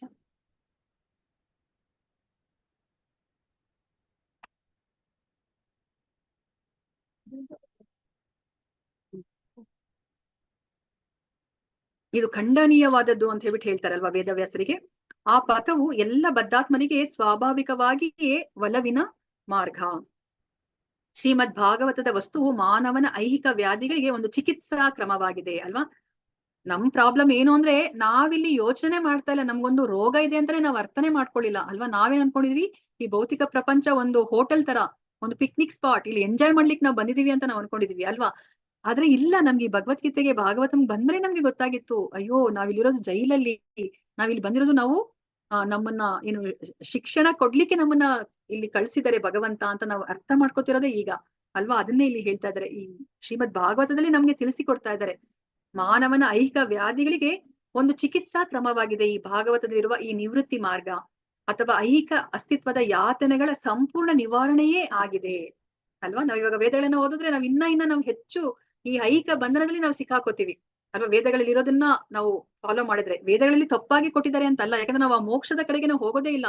ಯಾಕಂದ್ರೆ ಕಾಮ ಮೋಕ್ಷ ನಮ್ಗೆ ಸಾಕಪ್ಪ, ನನಗೆ ಇನ್ನು ಅನುಭವಿಸಿ ಸಾಕು, ನಾನು ಇದರಿಂದ ಹೊರಗಡೆ ಬರ್ಬೇಕು ಅಂತ ನಾವು ಆ ಹಂತವನ್ನ ನಾವು ತಲುಪೋದೇ ಇಲ್ಲ. ಅಷ್ಟೊತ್ತಿಗೆ ನಮ್ಮ ಆಯಸ್ಸೇ ಮುಗ್ದೋಗ್ಬಿಡುತ್ತೆ ಅಲ್ವಾ. ಸೊ ಅಲ್ಲಿ ಭಗವಂತನ ಬಗ್ಗೆ ಇಲ್ಲ ಅಂತಲ್ಲ ಅಲ್ವಾ. ಪಂಚಮ ಪುರುಷಾರ್ಥ ಇರೋದೇ ಭಗವತ್ ಪ್ರೇಮ, ಅದ್ರಲ್ಲಿ ವೇದಗಳಲ್ಲಿ ಇದೆ. ನಾವ್ ಅದನ್ನ ಹುಡುಕ್ಲಿಕ್ಕೂ ಹೋಗೋದಿಲ್ಲ. ನಾವ್ ಇವಾಗ ಈಶೋಪನಿಷತ್ತಲ್ಲಿ ನೋಡಿದ್ವಿ ಅಲ್ವಾ, ಅಲ್ಲಿ ಏನನ್ನ ಪ್ರಾರ್ಥನೆ ಮಾಡ್ತಾ ಇದಾರೆ ಅಲ್ವಾ, ನಿನ್ನ ಏನು ದೇಹದಿಂದ ಎಷ್ಟು ಹೊಳಪು ಬರ್ತಾ ಇದೆ ಅಂತಂದ್ರೆ ಅದ್ರ ಹಿಂದೆ ಇರೋ ನಿನ್ನ ಇನ್ನು ಮುಖಾರವಿಂದದ ದರ್ಶನನೇ ಆಗೋದಿಲ್ಲ ಅಲ್ವಾ. ನೀನೇ ಆ ಬೆಳಕನ್ನ ನೀನು ಹೋಗಲಾಡ್ಸು, ನಾನು ಅವಾಗ ನಿನ್ನ ದರ್ಶನವನ್ನ ಪಡಿತೀನಿ ಅಂತ ಅವ್ರು ಕೇಳ್ತಾ ಇದಾರೆ ಅಲ್ವಾ. ನಮ್ಗೆ ಅದೆಲ್ಲ ಅರ್ಥನೇ ಆಗೋದಿಲ್ಲ ಅಲ್ಲಿ ಈಶೋಪನಿಷತ್ತಲ್ಲಿ, ಯಾಕಂದ್ರೆ ಅಲ್ಲಿ ಅದು ನೇರವಾಗಿ ಹೇಳ್ತಾ ಇಲ್ಲ. ನಮ್ಗದನ್ನ ಯಾರಾದ್ರೂ ವರ್ಣನೆ ಆಚಾರ್ಯರು ಹೇಳಿದ್ರೆ ಮಾತ್ರನೇ ನಮ್ಗೆ ಅರ್ಥ ಆಗುತ್ತೆ. ಆದ್ರೆ ಇಲ್ಲಿ ಭಾಗವತಮಲ್ಲಿ ನೇರವಾಗಿ ಭಗವಂತನ ಬಗ್ಗೆ ಹೇಳ್ತಾ ಇದ್ದಾರೆ.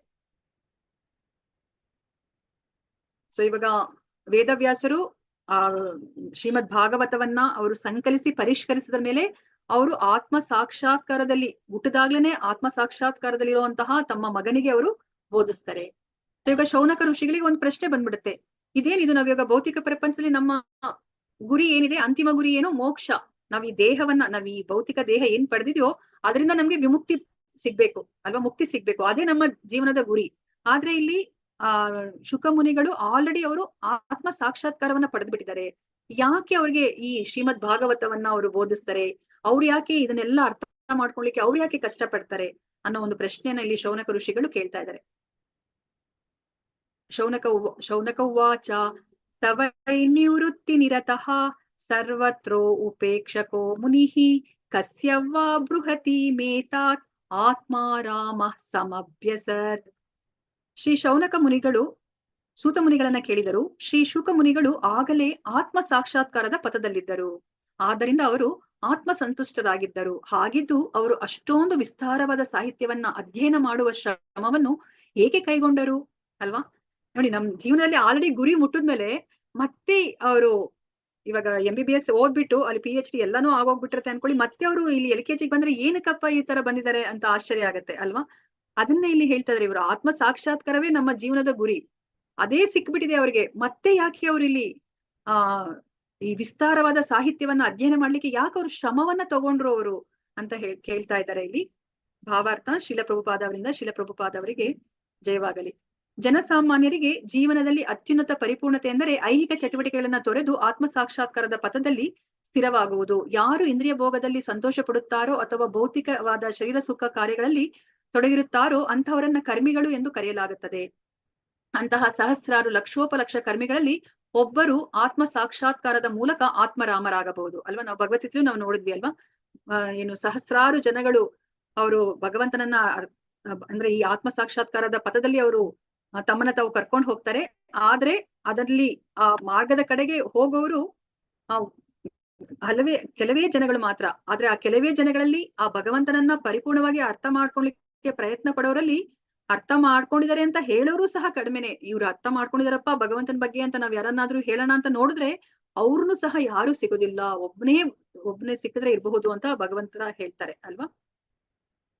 ಸೊ ಇಲ್ಲಿ ಅದನ್ನೇ ಹೇಳ್ತಾ ಇದ್ದಾರೆ. ಆತ್ಮ ಎಂದರೆ ಆತ್ಮನು, ಆರಾಮ ಎಂದರೆ ಸಂತೋಷ ಪಡುವುದು. ಪ್ರತಿಯೊಬ್ಬರು ಗರಿಷ್ಠ ಸುಖ ಸಂತೋಷದ ಹುಡುಕಾಟದಲ್ಲಿರುವವರು ಅಲ್ವಾ.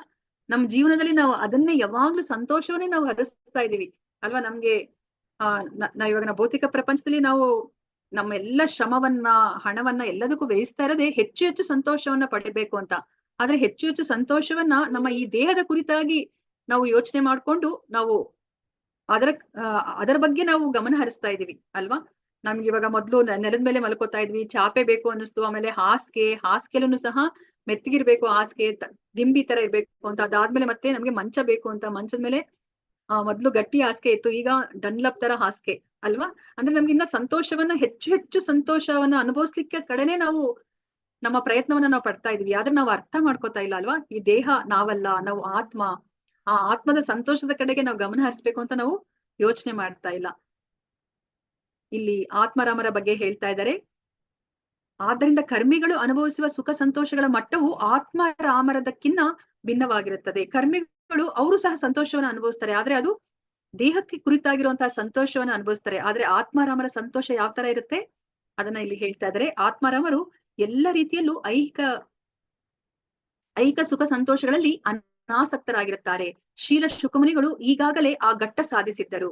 ಆದರೂ ಅವರು ಮಹಾನ್ ಭಾಗವತ ಸಾಹಿತ್ಯದ ಅಧ್ಯಯನದ ಶ್ರಮದಿಂದ ಆಕರ್ಷಿತರಾದರು. ಅಂದರೆ ಶ್ರೀಮದ್ ಭಾಗವತವು ಆತ್ಮರಾಮರಿಗೂ ಸ್ನಾತಕೋತ್ತರ ಅಧ್ಯಾಯವಿದ್ದಂತೆ ಅಂತ ಹೇಳ್ತಾ ಇದ್ದಾರೆ. ಅಲ್ಲ, ನಮಗ್ ಗೊತ್ತಿರೋ ಹಾಗೇನೆ ನಾವು ನೋಡಿದ್ವಿ ಅಲ್ವಾ.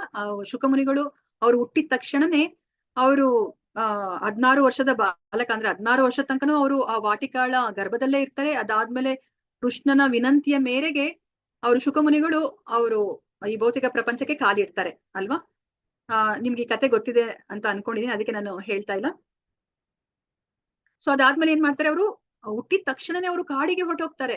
ಅವಾಗ ವೇದವ್ಯಾಸರು ಅವ್ರ ಹಿಂದೆ ಪುತ್ರ ಪುತ್ರ ಪುತ್ರ ಅನ್ಕೊಂಡು ಬರ್ತಾರೆ ಅಲ್ವಾ. ಇವಾಗ ನಾವಿಲ್ಲಿ ಏನನ್ನ ಅರ್ಥ ಮಾಡ್ಕೋಬಹುದು, ಶುಕಮುನಿಗಳಿಗೆ ಅವ್ರಿಗೆ ಯಾವ್ದು ಈ ಭೌತಿಕ ಪ್ರಪಂಚದಲ್ಲಿ ಯಾವುದೇ ಒಂದು ಸಂತೋಷವನ್ನ ಅನುಭವಿಸುವುದು ಬೇಕಾಗಿರ್ಲಿಲ್ಲ. ಅವರು ಅದಕ್ಕೋಸ್ಕರನೇ ಅವರು ಕಾಡಿಗೆ ಹೊರಟೋಗ್ತಾರೆ. ಮತ್ತೆ ಅವರು ಕಾಡಿಗೆ ಹೋಗ್ತಾ ಇರ್ಬೇಕಾದ್ರೆ ಅವ್ರು ನೋಡ್ತಾರಲ್ವಾ, ಹೆಂಗಳೆಯರು ಸ್ನಾನ ಮಾಡ್ತಿರ್ತಾರೆ ನಗ್ನರಾಗಿ. ಅದನ್ನು ಸಹ ಅವ್ರ ಮೇಲೆ ಯಾವುದೇ ಒಂದು ಪರಿಣಾಮವನ್ನ ಬೀರೋದಿಲ್ಲ, ನಾವು ಅದನ್ನ ನೋಡ್ತೀವಿ ನೋಡಿ. ಆಗ್ಲೇ ಶುಕಮುನಿಗಳು ಅವರು ಐಹಿಕ ಸುಖಗಳಲ್ಲಿ ಅನಾಸಕ್ತರಾಗಿರ್ತಾರೆ. ಅವ್ರು ಹುಟ್ಟಿದಾಗ್ಲೇನೆ ಅವರು ಅಂತಹ ಘಟ್ಟವನ್ನ ಸಾಧಿಸಿರ್ತಾರೆ. ಆದ್ರೂ ಸಹ ಅವ್ರು ಯಾಕೆ ಈ ಭಾಗವತದ ಸಾಹಿತ್ಯ ಅಧ್ಯಯನದಿಂದ ಅವರು ಆಕರ್ಷಿತರಾಗ್ತಾರೆ ಅಂದ್ರೆ ಏನ್ ಅರ್ಥ ಅಂತಂದ್ರೆ, ಈ ಶ್ರೀಮದ್ ಭಾಗವತದ ವಿಷಯ ಯಾವ ತರ ಇದೆ ಅಂತಂತಂದ್ರೆ ಆತ್ಮರಾಮರಿಗೂ ಸಹ ಇದನ್ನ ಓದ್ಬೇಕು ಅನ್ನೋ ಒಂದು ವಿಷಯ ಈ ಶ್ರೀಮದ್ ಭಾಗವತದಲ್ಲಿದೆ. ಅದನ್ನ ನಾವಿಲ್ಲಿ ಅರ್ಥ ಮಾಡ್ಕೋಬೇಕಾಗಿರೋದು. ಅಂದ್ರೆ ಶುಕಮುನಿಗಳೇ ಆಕರ್ಷಿತರಾಗಿದ್ರೆ ಶ್ರೀಮದ್ ಭಾಗವತದಿಂದ, ಯಾವುದು ನನಗೆ ಬೇಡಪ್ಪ ಅನ್ನೋ ಒಂದು ಅಷ್ಟು ವೈರಾಗ್ಯ ಮೂರ್ತಿಯಾಗಿರೋ ಶುಕಮುನಿಗಳಿಗೆ ಈ ಶ್ರೀಮದ್ ಭಾಗವತದಿಂದ ಆಕರ್ಷಿತರಾಗಿದ್ದಾರೆ ಅಂತಂದ್ರೆ ಅದರಲ್ಲಿ ಎಂತಹ ಒಂದು ವಿಷಯ ವಸ್ತು ಇರ್ಬೇಕು ಅಂತ ನಾವು ಅರ್ಥ ಮಾಡ್ಕೋಬೇಕು. ಶ್ಲೋಕ 10. ಸೂಕ್ತ ಉವಾಚ ಆತ್ಮಾರಾಮಶ್ಚ ಮುನಯೋ ನಿರ್ಗ್ರಂಥ ಅಪ್ಯುರುಕ್ರಮೇ ಕುರ್ವಂತ್ಯಾಹೈತು ಕಿಂ ಭಕ್ತಿಂ ಇತ್ತಂ ಭೂತ ಗುಣೋ ಹರಿಹಿ. ಇದು ತುಂಬಾ ಮುಖ್ಯವಾದ ಶ್ಲೋಕ. ಇದನ್ನ ಆತ್ಮಾರಾಮ ಶ್ಲೋಕ ಅಂತ ಕರೀತಾರೆ. ಇದನ್ನ ನೀವು ಚೈತನ್ಯ ಚರಿತಾಮೃತ ಮಧ್ಯಲೀಲೆಯಲ್ಲಿ ಓದ್ಬೇಕಾದಾಗ ನೀವು ತಿಳ್ಕೊಂಡಿರ್ಬಹುದು. ಅಥವಾ ಈಗ ಮಲ್ಲಿಕಾ ಮಾತಾಜಿ ಮಾಡ್ತಾ ಇದಾರಲ್ವಾ ಶಿಕ್ಷಾಮೃತ, ಅದ್ರಲ್ಲೂ ಸಹ ನೀವು ಇದನ್ನ ತಿಳ್ಕೊಂಡಿರ್ಬೋದು. ಇದು ತುಂಬಾ ದೊಡ್ಡದಾದಂತಹ ಭಾವಾರ್ಥ ಇದೆ. ನಾನು ಇದನ್ನ ತುಂಬಾ ಎಕ್ಸ್ಪ್ಲೈನ್ ಮಾಡ್ಲಿಕ್ಕೆ ಹೋಗೋದಿಲ್ಲ, ಆದ್ರೆ ಇದನ್ನ ಕಂಪ್ಲೀಷನ್ ಸೇಕ್ಗೋಸ್ಕರ ನಾನು ಇದನ್ನ ಓದ್ಕೊಂತ ಹೋಗ್ತೀನಿ. ಇದು ತುಂಬಾ ಮುಖ್ಯವಾದ ಶ್ಲೋಕ. ಇಲ್ಲಿ ನಾವು ಏನನ್ನ ಅರ್ಥ ಮಾಡ್ಕೋಬೇಕಂದ್ರೆ, ಈ ಆತ್ಮಾರಾಮ ಶ್ಲೋಕದಲ್ಲಿ ನೋಡಿ, ಇಲ್ಲಿ ಚ ಮತ್ತೆ ಅಪ್ಪಿ ಅಂತ ಇದೆಯಲ್ಲ, ಈ ಎರಡು ಅಕ್ಷರಗಳನ್ನ ಉಪಯೋಗಿಸ್ಕೊಂಡು ಚೈತನ್ಯ ಮಹಾಪ್ರಭುಗಳು ಈ ಆತ್ಮಾರಾಮ ಶ್ಲೋಕಕ್ಕೆ 62 ಅರ್ಥಗಳನ್ನ ಕೊಡ್ತಾರೆ. ಅಂದ್ರೆ ಭಾವಾರ್ಥಗಳಂದ್ರೆ ವ್ಯಾಖ್ಯಾನಗಳನ್ನ ಕೊಡ್ತಾರೆ. ಅಂದ್ರೆ ನೀವು ಊಹಿಸ್ಕೊಳ್ಳಿ, ಈ ಆತ್ಮಾರಾಮ ಶ್ಲೋಕ ಇನ್ನೆಷ್ಟು ಜ್ಞಾನಯುತವಾಗಿದೆ ಅಂತ ಅಲ್ವಾ. ಸಾಮಾನ್ಯವರಾದ ನಮ್ಗೆ ಇದನ್ನ ಖಂಡಿತ ಅರ್ಥ ಮಾಡ್ಕೊಳ್ಲಿಕ್ಕೆ ಆಗೋದಿಲ್ಲ. 62 ವ್ಯಾಖ್ಯಾನಗಳನ್ನ ಯಾರು ಚೈತನ್ಯ ಮಹಾಪ್ರಭುಗಳು ಕೊಟ್ಟಿದ್ದಾರೆ. ಜಸ್ಟ್ ಇದನ್ನ ನಾನು ಸಿಂಪಲ್ ಆಗಿ ಹಂಗೆ ಓದ್ಕೊಂಡು ನನಗೆ ಏನಾದ್ರೂ ಗೊತ್ತಿದ್ರೆ ಅದನ್ನ ನಿಮ್ಗೆ ಹೇಳ್ಕೊಂತ ನಾನು ಹೋಗ್ತೀನಿ. ಅನುವಾದ: ಎಲ್ಲ ಬಗೆಯ ಆತ್ಮಾರಾಮರು ಆತ್ಮನಲ್ಲಿ ಅಥವಾ ಚೇತನದಲ್ಲಿ ಸಂತೋಷ ಪಡುವವರು. ಆತ್ಮಾರಾಮರು ಅಂತಂದ್ರೆ ಏನು? ಈಗ ನಮ್ಗೆ ಯಾವಾಗ ಸಂತೋಷ ಸಿಗುತ್ತೆ, ನನಗೇನೋ ಒಂದು ವೆಹಿಕಲ್ ಬೇಕಾಗಿರುತ್ತೆ ಅಥವಾ ಯಾವ್ದೋ ಒಂದು ಆಸ್ತಿ ಪಾಸ್ತಿ ಬೇಕಾಗಿರುತ್ತೆ, ಅದು ಸಿಕ್ಕಿದಾಗ ನನ್ಗೆ ಸಂತೋಷ ಆಗುತ್ತೆ ಅಲ್ವಾ. ಆದ್ರೆ ಈ ಆತ್ಮಾರಾಮರಿಗೆ ಯಾವ್ದೋ ಒಂದು ಭೌತಿಕ ವಸ್ತು ಸಿಕ್ಕಿದಾಗ ಅವ್ರಿಗೆ ಸಂತೋಷ ಸಿಗುತ್ತೆ ಅಂತ ಅಲ್ಲ, ಅವ್ರಿಗೆ ಏನೂ ಸಿಕ್ತಲೇ ಇದ್ದಾಗ್ಲೂ ಸಹ ಅವರು ಸಂತೋಷದಲ್ಲಿ ಇರ್ತಾರೆ. ಅವರು ತಮ್ಮ ಒಳಗಡೆನೆ ಅಂತರಂಗದಲ್ಲಿ ಅವರು ಸಂತೋಷವನ್ನ ಕಾಣ್ತಾರೆ. ಅವರು ಆತ್ಮಾರಾಮರು. ಆತ್ಮನಲ್ಲಿ ಅಥವಾ ಚೇತನದಲ್ಲಿ ಸಂತೋಷ ಪಡುವವರು, ವಿಶೇಷವಾಗಿ ಆತ್ಮ ಸಾಕ್ಷಾತ್ಕಾರದ ಪಥದಲ್ಲಿ ಪ್ರತಿಷ್ಠಿತರಾದವರು, ಎಲ್ಲ ಬಗೆಯ ಐಹಿಕ ಬಂಧನಗಳಿಂದ ಮುಕ್ತರಾದವರು. ಆದರೂ ದೇವೋತ್ತಮ ಪುರುಷನಿಗೆ ಶುದ್ಧ ಭಕ್ತಿ ಸೇವೆ ಸಲ್ಲಿಸುವುದು ಅವರ ಆಕಾಂಕ್ಷೆ ಅಲ್ವಾ. ಅದಕ್ಕೆ ನಮ್ಗೆ ಆಸೆ ಇಲ್ದಲೆ ಯಾವುದೇ ಒಂದು ಮನುಷ್ಯ ಇರ್ಲಿಕ್ಕೆ ಸಾಧ್ಯನೇ ಇಲ್ಲ. ಆಸೆ ಅನ್ನೋದು ಇದ್ದೇ ಇರುತ್ತೆ. ಆದ್ರೆ ಅವ್ರು ಎಂತಹ ಆಸೆನ ಇಟ್ಕೊಂಡಿದ್ದಾರೆ, ಉತ್ತಮೋತ್ತಮವಾದ ಆಸೆನ ಇಟ್ಕೊಂಡಿದಾರ, ಅದು ತುಂಬಾ ಮುಖ್ಯವಾಗುತ್ತೆ. ಈಗ ನೋಡಿ, ಆತ್ಮಾರಾಮರಿಗೆ ಯಾವುದೇ ಒಂದು ಈ ಐಹಿಕ ವಸ್ತುಗಳು ಅವ್ರಿಗೆ ಬೇಕಾಗಿಲ್ಲ. ಅದ್ ಯಾವ್ದು ಸಹ ಅವ್ರಿಗೆ ಕೊಟ್ಟರು ಸಹ ಸಂತೋಷ ಸಿಗೋದಿಲ್ಲ. ನಾವು ನೋಡಿದ್ವಿ ಅಲ್ವಾ, ಯಾರು ಸನಾತನ ಗೋಸ್ವಾಮಿಯವರು ಆ ಚಿಂತಾಮಣಿ ಕಲ್ಲನ್ನ ಅವ್ರು ಅದನ್ನ ಡಸ್ಟ್ಬಿನ್ ಅಲ್ಲಿ ಹಾಕ್ಬಿಟ್ಟಿರ್ತಾರೆ. ಅಲ್ಲ, ಅವ್ರಿಗೆ ಬೇಕಾಗೇ ಇಲ್ಲ, ಅದು ಅದರ ಉಪಯೋಗನೇ ಇಲ್ಲ. ಅವರು ಆತ್ಮದಲ್ಲೇ ಸಂತೋಷವಾಗಿದ್ದಾರೆ, ಭಗವಂತನ ನಾಮಸ್ಮರಣೆ ಮಾಡ್ಕೊಂಡೇ ಅವರು ಸಂತೋಷದಲ್ಲಿ ಇದ್ದಾರೆ. ಆದ್ರೆ ಅವ್ರಿಗೊಂದು ಆಕಾಂಕ್ಷೆ ಇದೆ. ಇಂತಹ ಆತ್ಮಾರಾಮರಿಗೂ ಸಹ ಒಂದು ಆಸೆ, ಆಕಾಂಕ್ಷೆ ಇದೆ. ಅದೇನಪ್ಪಾ ಅಂತಂದ್ರೆ, ದೇವೋತ್ತಮ ಪುರುಷನಿಗೆ ಶುದ್ಧ ಭಕ್ತಿ ಸೇವೆ ಸಲ್ಲಿಸೋದು.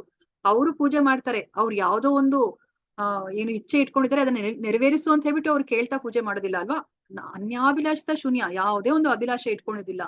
ಅಂದ್ರೆ ದೇವೋತ್ತಮ ಪುರುಷನಿಗೆ ಸಂತೋಷ ಪಡಿಸ್ಲಿಕ್ಕೋಸ್ಕರನೇ ಅವರು ಶುದ್ಧ ಭಕ್ತಿ ಸೇವೆಯನ್ನ ಅವರು ಮಾಡ್ತಾರೆ. ಅದೇ ಅವರ ಆಕಾಂಕ್ಷೆ. ಎಂದರೆ ಭಗವಂತನು ದಿವ್ಯ ಗುಣಾಢ್ಯನು. ನಾವಿವಾಗ ಅರ್ಥ ಮಾಡ್ಕೋಬೇಕು ಅಲ್ವಾ. ಆತ್ಮಾರಾಮರಿಗೆ ಏನೂ ಬೇಡ, ಭಗವಂತನ ಸಂತೋಷವೇ ಬೇಕು ಅಂತಂದ್ರೆ ಆ ಭಗವಂತ ಇನ್ನೆಂತಹ ಒಂದು ವ್ಯಕ್ತಿತ್ವವನ್ನ ಪಡೆದಿದ್ದಾರೆ, ಅವರೆಂತಹ ಗುಣಾಢ್ಯ ಅಂತ ಹೇಳ್ಬಿಟ್ಟು ಇಲ್ಲಿ ಹೇಳ್ತಾ ಇದ್ದಾರೆ. ಆದ್ದರಿಂದ ಮುಕ್ತಾತ್ಮರು ಸೇರಿದಂತೆ ಪ್ರತಿಯೊಬ್ಬರನ್ನು ಆಕರ್ಷಿಸಬಲ್ಲವನು ಎಂದು ಇದರ ಅರ್ಥ.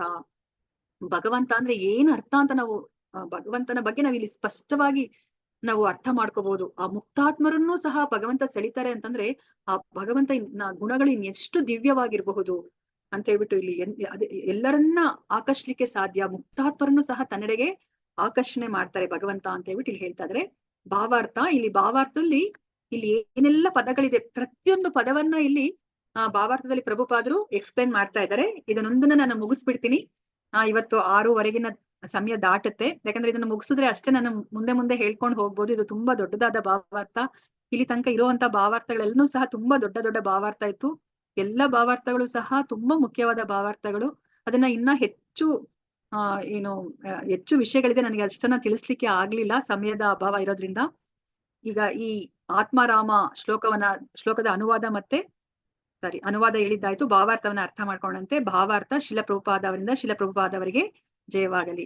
ಶ್ರೀ ಚೈತನ್ಯ, ಇದನ್ನ ಒಂದ್ ಸ್ವಲ್ಪ ಗಮನ ಇಟ್ಟು ಕೇಳಿಸ್ಕೊಳ್ಳಿ, ನಿಮ್ಗೆ ಅರ್ಥ ಆಗತ್ತೆ. ಸಿಂಪಲ್ ಆಗೇ ಇದೆ. ಶ್ರೀ ಚೈತನ್ಯ ಮಹಾಪ್ರಭುಗಳು ತಮ್ಮ ಪ್ರಮುಖ ಭಕ್ತರಾದ ಶ್ರೀಲ ಸನಾತನ ಗೋಸ್ವಾಮಿಗಳ ಸಮ್ಮುಖ ಆತ್ಮಾರಾಮ ಶ್ಲೋಕವನ್ನ ತುಂಬಾ ವಿಶದವಾಗಿ ವಿವರಿಸಿದ್ದಾರೆ. ಅವರು ಶ್ಲೋಕದಲ್ಲಿ 11 ಅಂಶಗಳನ್ನ ಸೂಚಿಸುತ್ತಾರೆ. ಅವೆಂದರೆ ಆತ್ಮಾರಾಮ, ಮುನಯಃ, ನಿರ್ಗ್ರಂಥ, ಅಪಿ ಚ ಉರುಕ್ರಮ ಕುರುವಂತಿ ಅಹೇತುಕೀಂ ಭಕ್ತಿಂ ಇತ್ತಂ ಭೂತ ಗುಣಃ ಅರಿಹಿ ವಿಶ್ವಪ್ರಕಾಶವೆಂಬ ಸಂಸ್ಕೃತ ನಿಘಂಟಿನ ಪ್ರಕಾರ ಆತ್ಮಕ್ಕೆ ನೋಡಿ ಇಲ್ಲಿ 11 ಅಂಶಗಳನ್ನ ಇಲ್ಲಿ ಹೇಳ್ತಾ ಇದ್ದಾರೆ. ಅದಾದ್ಮೇಲೆ ಇಲ್ಲಿ ಮತ್ತೆ ನಮ್ಗೆ ಆತ್ಮ ಇಲ್ಲಿ ಫಸ್ಟ್ನೇದು ಆತ್ಮಾರಾಮ ಅಲ್ವಾ. ಸೊ ಇವಾಗ ಅದ್ರ ಬಗ್ಗೆ ಇಲ್ಲಿ ಹೇಳ್ತಾ ಇದ್ದಾರೆ. ಆತ್ಮ ಶಬ್ದಕ್ಕೆ 7 ಪರ್ಯಾಯ ಶಬ್ದಗಳಿದೆ. ನಾವು ಆತ್ಮವನ್ನ ಈ ಯಾವುದೇ ಒಂದು ಬಗ್ಗೆ ಹೇಳ್ಬೇಕಂದಾಗ ನೀವು ಆತ್ಮ ಅನ್ನೋ ಒಂದು ಶಬ್ದವನ್ನ ನಾವು ಉಪಯೋಗಿಸ್ಬೋದು. ಬ್ರಹ್ಮನ್ ಅಂತ ಹೇಳ್ಬೇಕಾದಾಗ ನಾವು ಆತ್ಮ ಅನ್ನೋ ಒಂದು ಪದವನ್ನ ನಾವು ಉಪಯೋಗಿಸ್ಬೋದು. ಪರ್ಯಾಯ ಶಬ್ದ ಅಂತ ಹೇಳ್ತಾ ಇದ್ದಾರೆ. ವಿಶ್ವಪ್ರಕಾಶ ಅನ್ನೋ ಒಂದು ಸಂಸ್ಕೃತ ನಿಘಂಟಿನ ಪ್ರಕಾರ ಅದ್ ಯಾವ್ದು ಅಂತ ನೋಡೋಣಂತೆ. ಆತ್ಮಕ್ಕೆ ಬ್ರಹ್ಮನ್, ಪರಮಸತ್ಯ, ಶರೀರ, ಮನಸ್ಸು, ಪ್ರಯತ್ನ, ಸಹಿಷ್ಣುತೆ, ಬುದ್ಧಿ ಮತ್ತು ವ್ಯಕ್ತಿಗತ ಚಾಳಿಗಳು, ಇವೆಲ್ಲವನ್ನ ನಾವು ಆತ್ಮ ಅನ್ನೋ ಒಂದು ಪದವನ್ನ ಉಪಯೋಗಿಸಿ ನಾವು ಆ ವಾಕ್ಯದಲ್ಲಿ ನಾವು ಅದಕ್ಕೆ ಸರಿಯಾಗಿರೋ ಒಂದು ಅರ್ಥವನ್ನ ನಾವು ಪಡ್ಕೋಬೇಕಾಗಿದೆ. ನೋಡಿ, ಇಲ್ಲಿ ನಮ್ಗೆ ಶರೀರಕ್ಕೂ ಸಹ ಆತ್ಮ ಅಂತ ಹೇಳ್ತಾ ಇದ್ದಾರೆ, ಮನಸ್ಸಿಗೂ ಆತ್ಮ ಅಂತ ಹೇಳ್ತಾ ಇದ್ದಾರೆ, ಮತ್ತೆ ಇಲ್ಲಿ ಬುದ್ಧಿಗೂ ಆತ್ಮ ಅಂತ ಹೇಳ್ತಾ ಇದ್ದಾರೆ ಅಲ್ವಾ. ಮುನಯಃ ಪದವು ಚಿಂತನಶೀಲರನ್ನ, ಮೌನಿಗಳನ್ನ ಮತ್ತು ಗಂಭೀರರನ್ನ, ವಿರಕ್ತರನ್ನ, ನಿರಂತರ ಪ್ರಯತ್ನಶೀಲರನ್ನ, ತಿರುಕರನ್ನ, ಋಷಿಗಳನ್ನ ಮತ್ತು ಸಾಧು ಪುರುಷರನ್ನ ಸೂಚಿಸುತ್ತದೆ. ಈ ಮುನಯ ಅನ್ನೋ ಪದ ಈ 7 ವ್ಯಕ್ತಿಗಳನ್ನ ಸೂಚಿಸುತ್ತದೆ ಅಂತ ಹೇಳ್ತಾ ಇದ್ದಾರೆ. ಅವರೆಲ್ಲ ಯಾರು ಅಂತ ಹೇಳ್ತಾ ಇದ್ದಾರೆ. ಮತ್ತೆ ಈ ನಿರ್ಗ್ರಂಥ ಅನ್ನೋ ಒಂದು ಪದ, ಅದನ್ನ ಯಾವಾಗ ನಾವು ಉಪಯೋಗಿಸ್ತೀವಿ ಅಂತ ಹೇಳ್ತಾ ಇದ್ದಾರೆ. ಅಜ್ಞಾನದಿಂದ ಮುಕ್ತನಾದವನು, ಧರ್ಮ ಗ್ರಂಥಗಳ ಕಟ್ಟಳೆಗಳೊಂದಿಗೆ ಯಾವುದೇ ರೀತಿಯ ಸಂಬಂಧ ಇಲ್ಲದವನು, ಅಂದರೆ ಅಪೌರುಷೇಯ ಗ್ರಂಥಗಳಾದ ನೀತಿಶಾಸ್ತ್ರ, ವೇದಗಳು, ತತ್ವಶಾಸ್ತ್ರ, ಮನಃಶಾಸ್ತ್ರ, ಆಧ್ಯಾತ್ಮಶಾಸ್ತ್ರ ಮೊದಲಾದವುಗಳಲ್ಲಿ ಸೂಚಿಸಲಾಗಿರುವ ನೀತಿ ನಿಯಮಾವಳಿಗಳ ಹಂಗಿನಿಂದ ಮುಕ್ತನಾದವನು. ಬೇರೆ ಮಾತುಗಳಲ್ಲಿ ಹೇಳುವುದಾದರೆ ಮೂರ್ಖರು, ನಿರಕ್ಷರಸ್ಥರು, ಬಾಲಿಶರು ಮತ್ತು ನಿಯಂತ್ರಣ ತತ್ವಗಳೊಂದಿಗೆ ಸಂಬಂಧ ಇಲ್ಲದವರು, ಬಂಡವಾಳಶಾಹಿ ಮತ್ತು ನಿರ್ಗತಿಕನು. ಶಬ್ದಕೋಶ ನಿಘಂಟಿನ ಪ್ರಕಾರ ನೀ ಪ್ರತ್ಯಯವನ್ನು ನೋಡಿ, ಬರೇ ಇಲ್ಲಿ ಒಂದೇ ಒಂದು ಅಕ್ಷರಕ್ಕೆ ಹೇಳ್ತಾ ಇದ್ದಾರೆ. ನೀ ಪ್ರತ್ಯಯವನ್ನ ಖಚಿತತೆ, ಗಣನೆ, ನಿರ್ಮಾಣ, ನಿಷೇಧ ಈ ಅರ್ಥಗಳಲ್ಲಿ ಬಳಸಲಾಗುವುದು ಮತ್ತು ಗ್ರಂಥ ಪದವನ್ನ ಸಂಪತ್ತು, ಸಿದ್ಧಾಂತ, ಶಬ್ದ ಭಂಡಾರ ಇತ್ಯಾದಿ ಅರ್ಥಗಳಲ್ಲಿ ಬಳಸಲಾಗುವುದು. ಉರುಕ್ರಮ ಅಲ್ವಾ, ನಾವು ವಾಮನನನ್ನ ಉರುಕ್ರಮ ಅಂತ ಕರಿತೀವಿ. ಸೊ ಇಲ್ಲಿ ಉರುಕ್ರಮ ಅನ್ನೋ ಒಂದು ಪದದ ಬಗ್ಗೆ ಇಲ್ಲಿ ವಿಶ್ಲೇಷಣೆಯನ್ನ ಕೊಡ್ತಾ ಇದ್ದಾರೆ ಪ್ರಭುಪಾದರು. ಉರುಕ್ರಮ ಎಂದರೆ ವೈಭವಯುತ ಚಟುವಟಿಕೆಗಳಿಂದ ಕೂಡಿದವನು ಎಂದರ್ಥ. ಕ್ರಮ ಎಂದರೆ ಹೆಜ್ಜೆ. ವಿಶೇಷವಾಗಿ ಈ ಉರುಕ್ರಮ ಪದವು ಅಳತೆಗೆ ನಿಲುಕದ ತನ್ನ ಪಾದಗಳಿಂದ ಇಡೀ ಬ್ರಹ್ಮಾಂಡವನ್ನು ವ್ಯಾಪಿಸಿದ ಶ್ರೀಕೃಷ್ಣನ ವಾಮನ ಅವತಾರವನ್ನ ಸೂಚಿಸುತ್ತದೆ. ಭಗವಾನ್ ಶ್ರೀ ವಿಷ್ಣು ಶಕ್ತಿಶಾಲಿ ಹಾಗೂ ಅವನ ಚಟುವಟಿಕೆಗಳು ಎಷ್ಟು ಉಜ್ವಲವಾದುದೆಂದರೆ ಅವನು ತನ್ನ ಅಂತರಂಗ ಶಕ್ತಿಯಿಂದ ಆಧ್ಯಾತ್ಮಿಕ ಲೋಕವನ್ನು, ಬಹಿರಂಗ ಶಕ್ತಿಯಿಂದ ಐಹಿಕ ಪ್ರಪಂಚವನ್ನು ಸೃಷ್ಟಿಸಿದ್ದಾನೆ. ಅವನು ತನ್ನ ಸರ್ವವ್ಯಾಪಿ ಲಕ್ಷಣಗಳಿಂದ ಪರಮ ಸತ್ಯವಾಗಿ ಎಲ್ಲ ಕಡೆ ಇದ್ದಾನೆ ಮತ್ತು ತನ್ನ ವ್ಯಕ್ತಿಗತ ಲಕ್ಷಣದಲ್ಲಿ ಅವನು ತನ್ನ ದಿವ್ಯ ಧಾಮವಾದ ಗೋಲೋಕ ವೃಂದಾವನದಲ್ಲಿ ಸದಾ ಕಾಲ ಇರುತ್ತಾನೆ. ಅಲ್ಲಿ ಅವನು ತನ್ನ ವೈವಿಧ್ಯಮಯ ದಿವ್ಯ ಲೀಲೆಗಳನ್ನ ಪ್ರದರ್ಶಿಸುತ್ತಾನೆ. ಅವನ ಚಟುವಟಿಕೆಗಳನ್ನು ಬೇರೆ ಯಾರ ಚಟುವಟಿಕೆಗಳಿಗೂ ಹೋಲಿಸುವಂತಿಲ್ಲ. ಆದ್ದರಿಂದಲೇ ಉರುಕ್ರಮ ಪದವು ಅವನಿಗೆ ಮಾತ್ರ ಅನ್ವಯಿತ. ನೋಡಿ ಯಾವ ತರ ಚಟುವಟಿಕೆಗಳು ಅಂದ್ರೆ ವೈಭವಯುತ ಚಟುವಟಿಕೆಗಳಿದೆ ಅಲ್ವಾ. ನೋಡಿ ಅವರು ನಾವು ಅಳತೆಯಿಂದ ಮಾಡ್ಲಿಕ್ಕೆ ಸಾಧ್ಯನೇ ಇಲ್ಲ ಅಲ್ವಾ.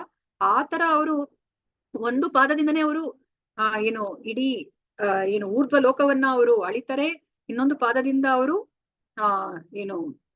ಕೆಳಗಿನ ಲೋಕಗಳನ್ನ ಅಳಿತಾರೆ. ಮತ್ತೆ ಇನ್ನ ಒಂದು ಪಾದವನ್ನ ಎಲ್ಲಿಡ್ಬೇಕು ಅಂತ ಕೇಳ್ತಾರೆ ಅಲ್ವಾ. ನಾವೇನಾದ್ರೂ ಅದನ್ನ ಅಳತೆಯನ್ನ ಅದನ್ನ ನಾವು ಮಾಡ್ಲಿಕ್ಕೆ ಸಾಧ್ಯನಾ ಅಲ್ವಾ? ಸಾಧ್ಯನೇ ಇಲ್ಲ. ನಮ್ಗೆ ನಿಲುಕದೇ ಇಲ್ಲ. ಆ ಭಗವಂತ ಏನು ಹೆಜ್ಜೆನ ಇಟ್ಟಿದ್ದಾರೆ.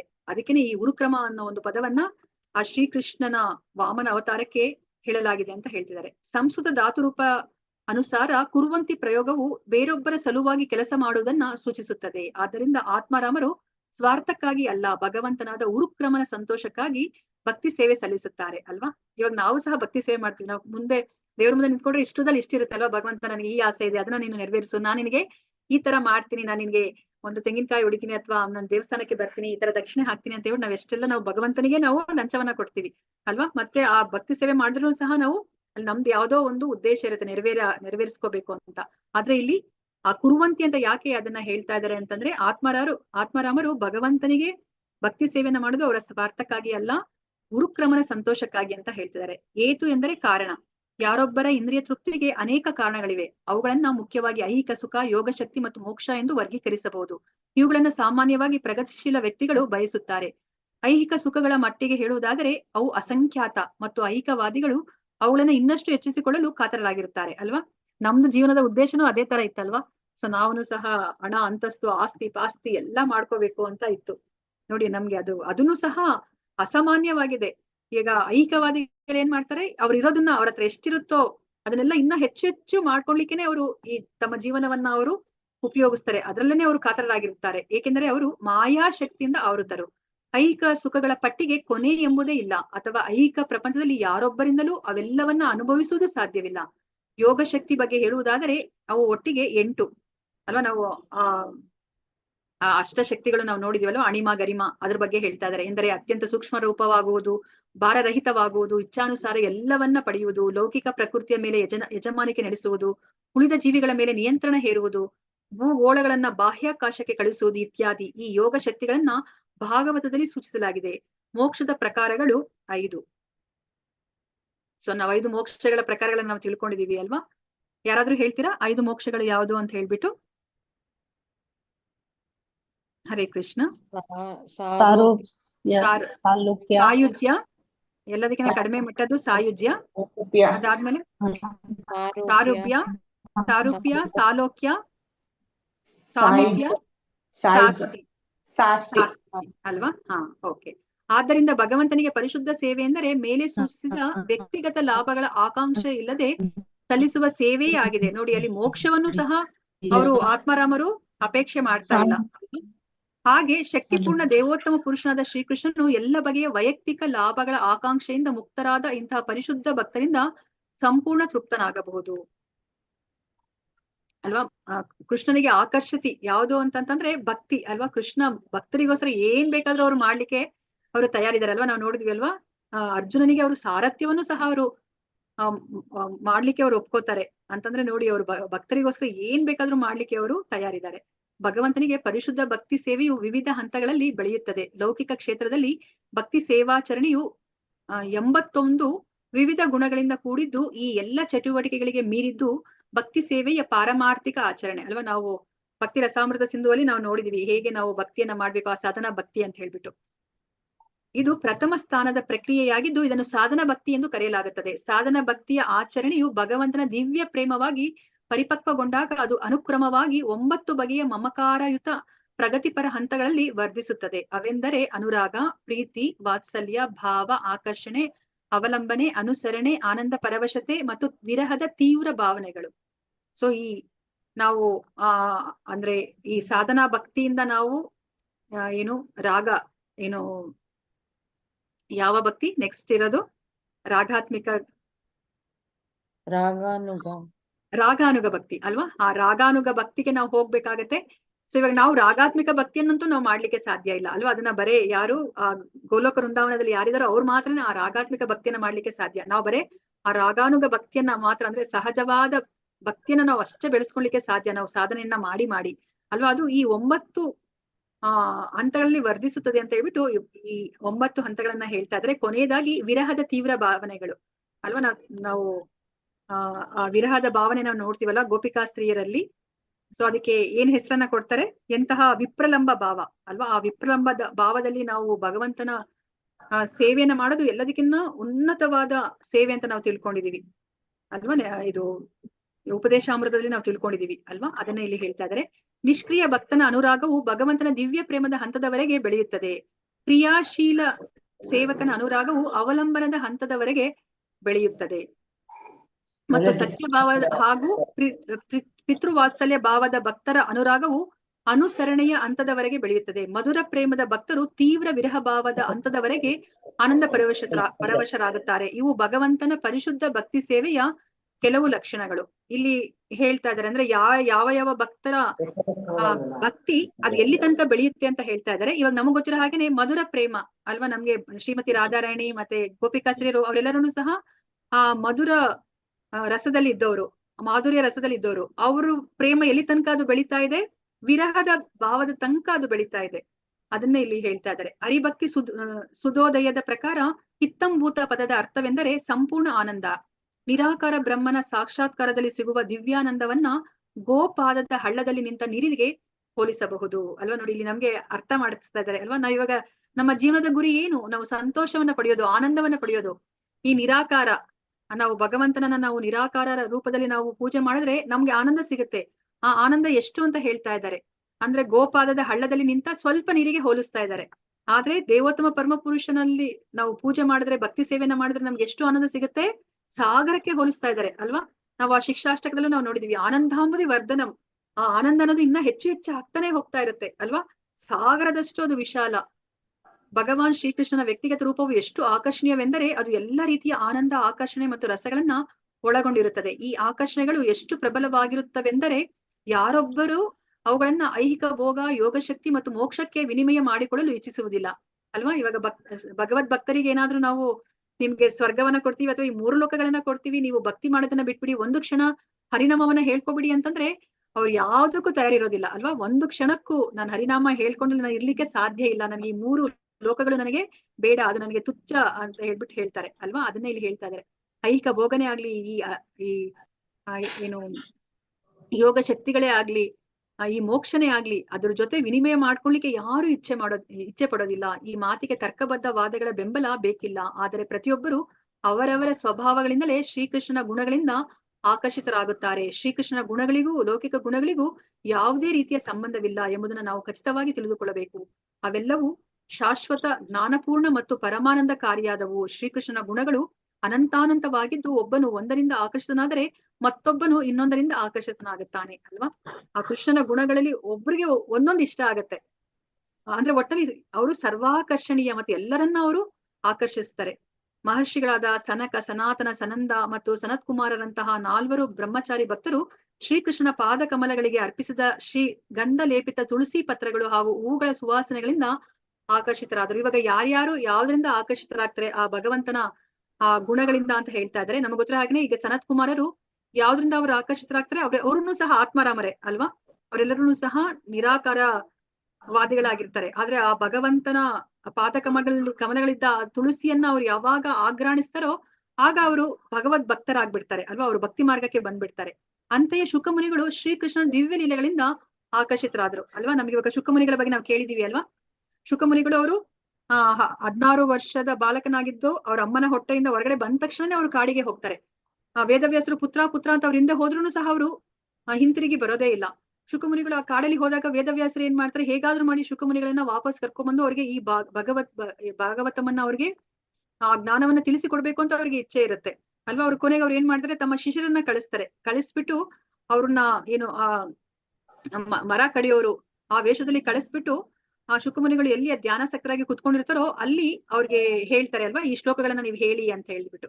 ಆಗ ಅವ್ರು 2 ಶ್ಲೋಕಗಳನ್ನ ಹೇಳ್ತಾರೆ ಅಲ್ವಾ. ಒಂದು ಬರಹಾಪೀಡಂ ಅಂತ ಹೇಳ್ಬಿಟ್ಟು ಆ ಭಗವಂತನ ಆ ದಿವ್ಯ ಸ್ವರೂಪ ಹೇಗಿದೆ, ಆ ಸುಂದರ ಸ್ವರೂಪ, ಅದ್ರ ಬಗ್ಗೆ ಆ ಒಂದು ಶ್ಲೋಕವನ್ನ ಹೇಳ್ತಾರೆ. ಮತ್ತೆ ಇನ್ನೊಂದು ಶ್ಲೋಕ, ಆ ಭಗವಂತ ಎಷ್ಟು ಕರುಣಾಮಯಿ, ಅವ್ರನ್ನ ಸಾಯಿಸ್ಲಿಕ್ಕೆ ಬಂದಿರೋ ಆ ಪೂತನಿಗೆ ಅವರು ಆ ಗೋಲೋಕ ವೃಂದಾವನದಲ್ಲಿ ಆ ಮಾತೃ ಸ್ಥಾನವನ್ನ ಕೊಡ್ತಾರೆ.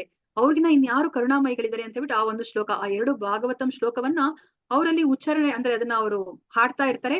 ಆಗ ಶುಕಮುನಿಗಳಿಗೆ ಆಶ್ಚರ್ಯ ಆಗತ್ತೆ, ಯಾರಿದು, ಇಂತಹ ಸುಂದರವಾದ ಒಬ್ಬ ವ್ಯಕ್ತಿ ಇದನ್ನ, ಅವ್ರು ಯಾರು ಅಂತ ಹೇಳ್ಬಿಟ್ಟು ಅವ್ರಿಗೆ ಆಶ್ಚರ್ಯ ಆಗತ್ತೆ. ಮತ್ತೆ ಇಷ್ಟು ಕರುಣಾಮಯಿ ಆಗಿರೋರು ಯಾರಿದ್ದಾರೆ ಅಂತ ಹೇಳ್ಬಿಟ್ಟು ಅವರು ಕಣ್ಣನ್ನ ಬಿಟ್ಟು ಅವರನ್ನ ಕೇಳ್ತಾರೆ. ವಿಚಾರಿಸಿದಾಗ ಸ್ವಲ್ಪನೂ ಕೇಳಿಸ್ತಾ ಇಲ್ವಾ ಮಾತಾಜಿ? ಕೇಳಿಸ್ತಿದೆ ಮಾತಾಜಿ, ಕೇಳಿಸ್ತಿದೆ.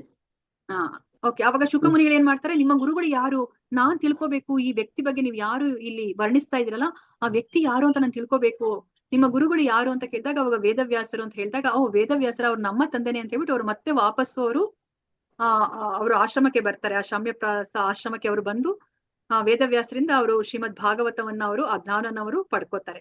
ಸೊ ಈಗ ಶುಕಮುನಿಗಳು ಯಾವ್ದ್ರಿಂದ ಅವರು ಮುಕ್ತಾತ್ಮರಾಗಿರ್ತಾರೆ, ಆದ್ರೂ ಸಹ ಅವರು ಯಾವ್ದ್ರಿಂದ ಅವರು ಸೆಳೆಯಲ್ಪಡ್ತಾರೆ, ಶ್ರೀಕೃಷ್ಣನ ದಿವ್ಯ ಲೀಲೆಗಳಿಂದ ಅವರು ಸೆಳೆಯಲ್ಪಡ್ತಾರೆ.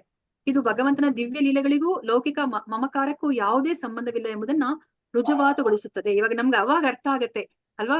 ಈಗ ಶುಕಮುನಿಗಳಿಗೆ ಈ ಮುಕ್ತಾತ್ಮರಾಗಿದ್ದಾರೆ, ಅವರಿಗೆ ಈ ಲೌಕಿಕ ವಿಷಯಗಳು ಯಾವ್ದು ಬೇಕಾಗಿಲ್ಲ. ಆದ್ರೆ ಅವ್ರಿಗೆ ಈ ಭಾಗವತಂ ಶ್ಲೋಕವನ್ನ ಹೇಳಿದಾಗ ಅದರಿಂದ ಅವರು ಸೆಳೆಯಲ್ಪಡ್ತಾರೆ. ಇದರಿಂದ ನಮ್ಗೆ ಅರ್ಥ ಆಗ್ತಾ ಇದೆ, ಈ ಭಾಗವತಮಲ್ಲಿರುವ ಶ್ಲೋಕಗಳು ಅದು ಲೌಕಿಕವಾದದ್ದಲ್ಲ, ಅದೆಲ್ಲನೂ ಸಹ ಅದು ಆಧ್ಯಾತ್ಮಿಕವಾದದ್ದು ಅಂತ ನಮ್ಗೆ ಇದರಿಂದ ಅರ್ಥ ಆಗತ್ತೆ. ಅದೇ ತರ ಈಗ ಯುವತಿ ಗೋಪಿಯರು ಶ್ರೀಕೃಷ್ಣನ ದೈಹಿಕ ಲಕ್ಷಣಗಳಿಂದ ಆಕರ್ಷಿತರಾದರೆ, ರುಕ್ಮಿಣಿಯು ಶ್ರೀಕೃಷ್ಣನ ಮಹಿಮಾ ಶ್ರವಣದಿಂದ ಆಕರ್ಷಿತಳಾದಳು ಅಲ್ವಾ. ಈಗ ಗೋಪಿಕಾಸ್ತ್ರೀಯರು ಆ ಕೃಷ್ಣನ ಸೌಂದರ್ಯದಿಂದ ಅವರು ಆಕರ್ಷಿತರಾದ್ರೆ, ರುಕ್ಮಿಣಿ ಅವರು ಆ ಕೃಷ್ಣನ ಮಹಿಮೆಗಳನ್ನ ಕೇಳ್ತಾ ಅದರ ಶ್ರವಣದಿಂದ ಅವರು ಆಕರ್ಷಿತರಾಗ್ತಾರೆ. ಆ ಕೃಷ್ಣನ ಮಹಿಮಾ ಶ್ರವಣದಿಂದ ಅವರು ಆಕರ್ಷಿತರಾಗ್ತಾರೆ. ಶ್ರೀಕೃಷ್ಣನು ಐಶ್ವರ್ಯ ಭಾಗ್ಯ ದೇವತೆಯಾದ ಲಕ್ಷ್ಮಿಯ ಮನಸ್ಸನ್ನು ಸೆಳೆಯುತ್ತಾನೆ. ವಿಶೇಷ ಸಂದರ್ಭಗಳಲ್ಲಿ ಅವನು ಸಕಲ ಯುವತಿಯರ ಮನಸ್ಸನ್ನು ಸೆಳೆಯುತ್ತಾನೆ. ಅವನು ಮಾತೃ ವಾತ್ಸಲ್ಯದಿಂದ ಹಿರಿಯ ಮಹಿಳೆಯರ ಮನಸ್ಸನ್ನು ಆಕರ್ಷಿಸುತ್ತಾನೆ. ಹಾಗೆಯೇ ಪುರುಷರ ಮನಸ್ಸನ್ನು ದಾಸ ಮತ್ತು ಸಖ್ಯ ಭಾವಗಳಿಂದ ಸೆಳೆಯುತ್ತಾನೆ. ಇವಾಗ ಯಾರನ್ನ ಯಾವ ಗುಣಗಳಿಂದ ಭಗವಂತ ಸೆಳೀತಾರೆ ಅನ್ನೋದನ್ನ ಇಲ್ಲಿ ಹೇಳ್ತಾ ಇದ್ದಾರೆ ನೋಡಿ. ಇವಾಗ ಅದಕ್ಕೆ ಯಾವುದೇ ಒಂದು ಏನು ಹೆಣ್ಣು ಗಂಡು ಅಥವಾ ವಯಸ್ಸಿನ ಭೇದ ಭಾವ ಇಲ್ಲ, ಎಲ್ಲರನ್ನ ಅವರು ಸೆಳೀತಾ ಇದ್ದಾರೆ ಅಲ್ವಾ. ಹಿರಿಯ ಮಹಿಳೆಯರನ್ನು ಸಹ ಅವರು ಸೆಳೀತಾ ಇದ್ದಾರೆ. ಯಾವ ಗುಣದಿಂದ?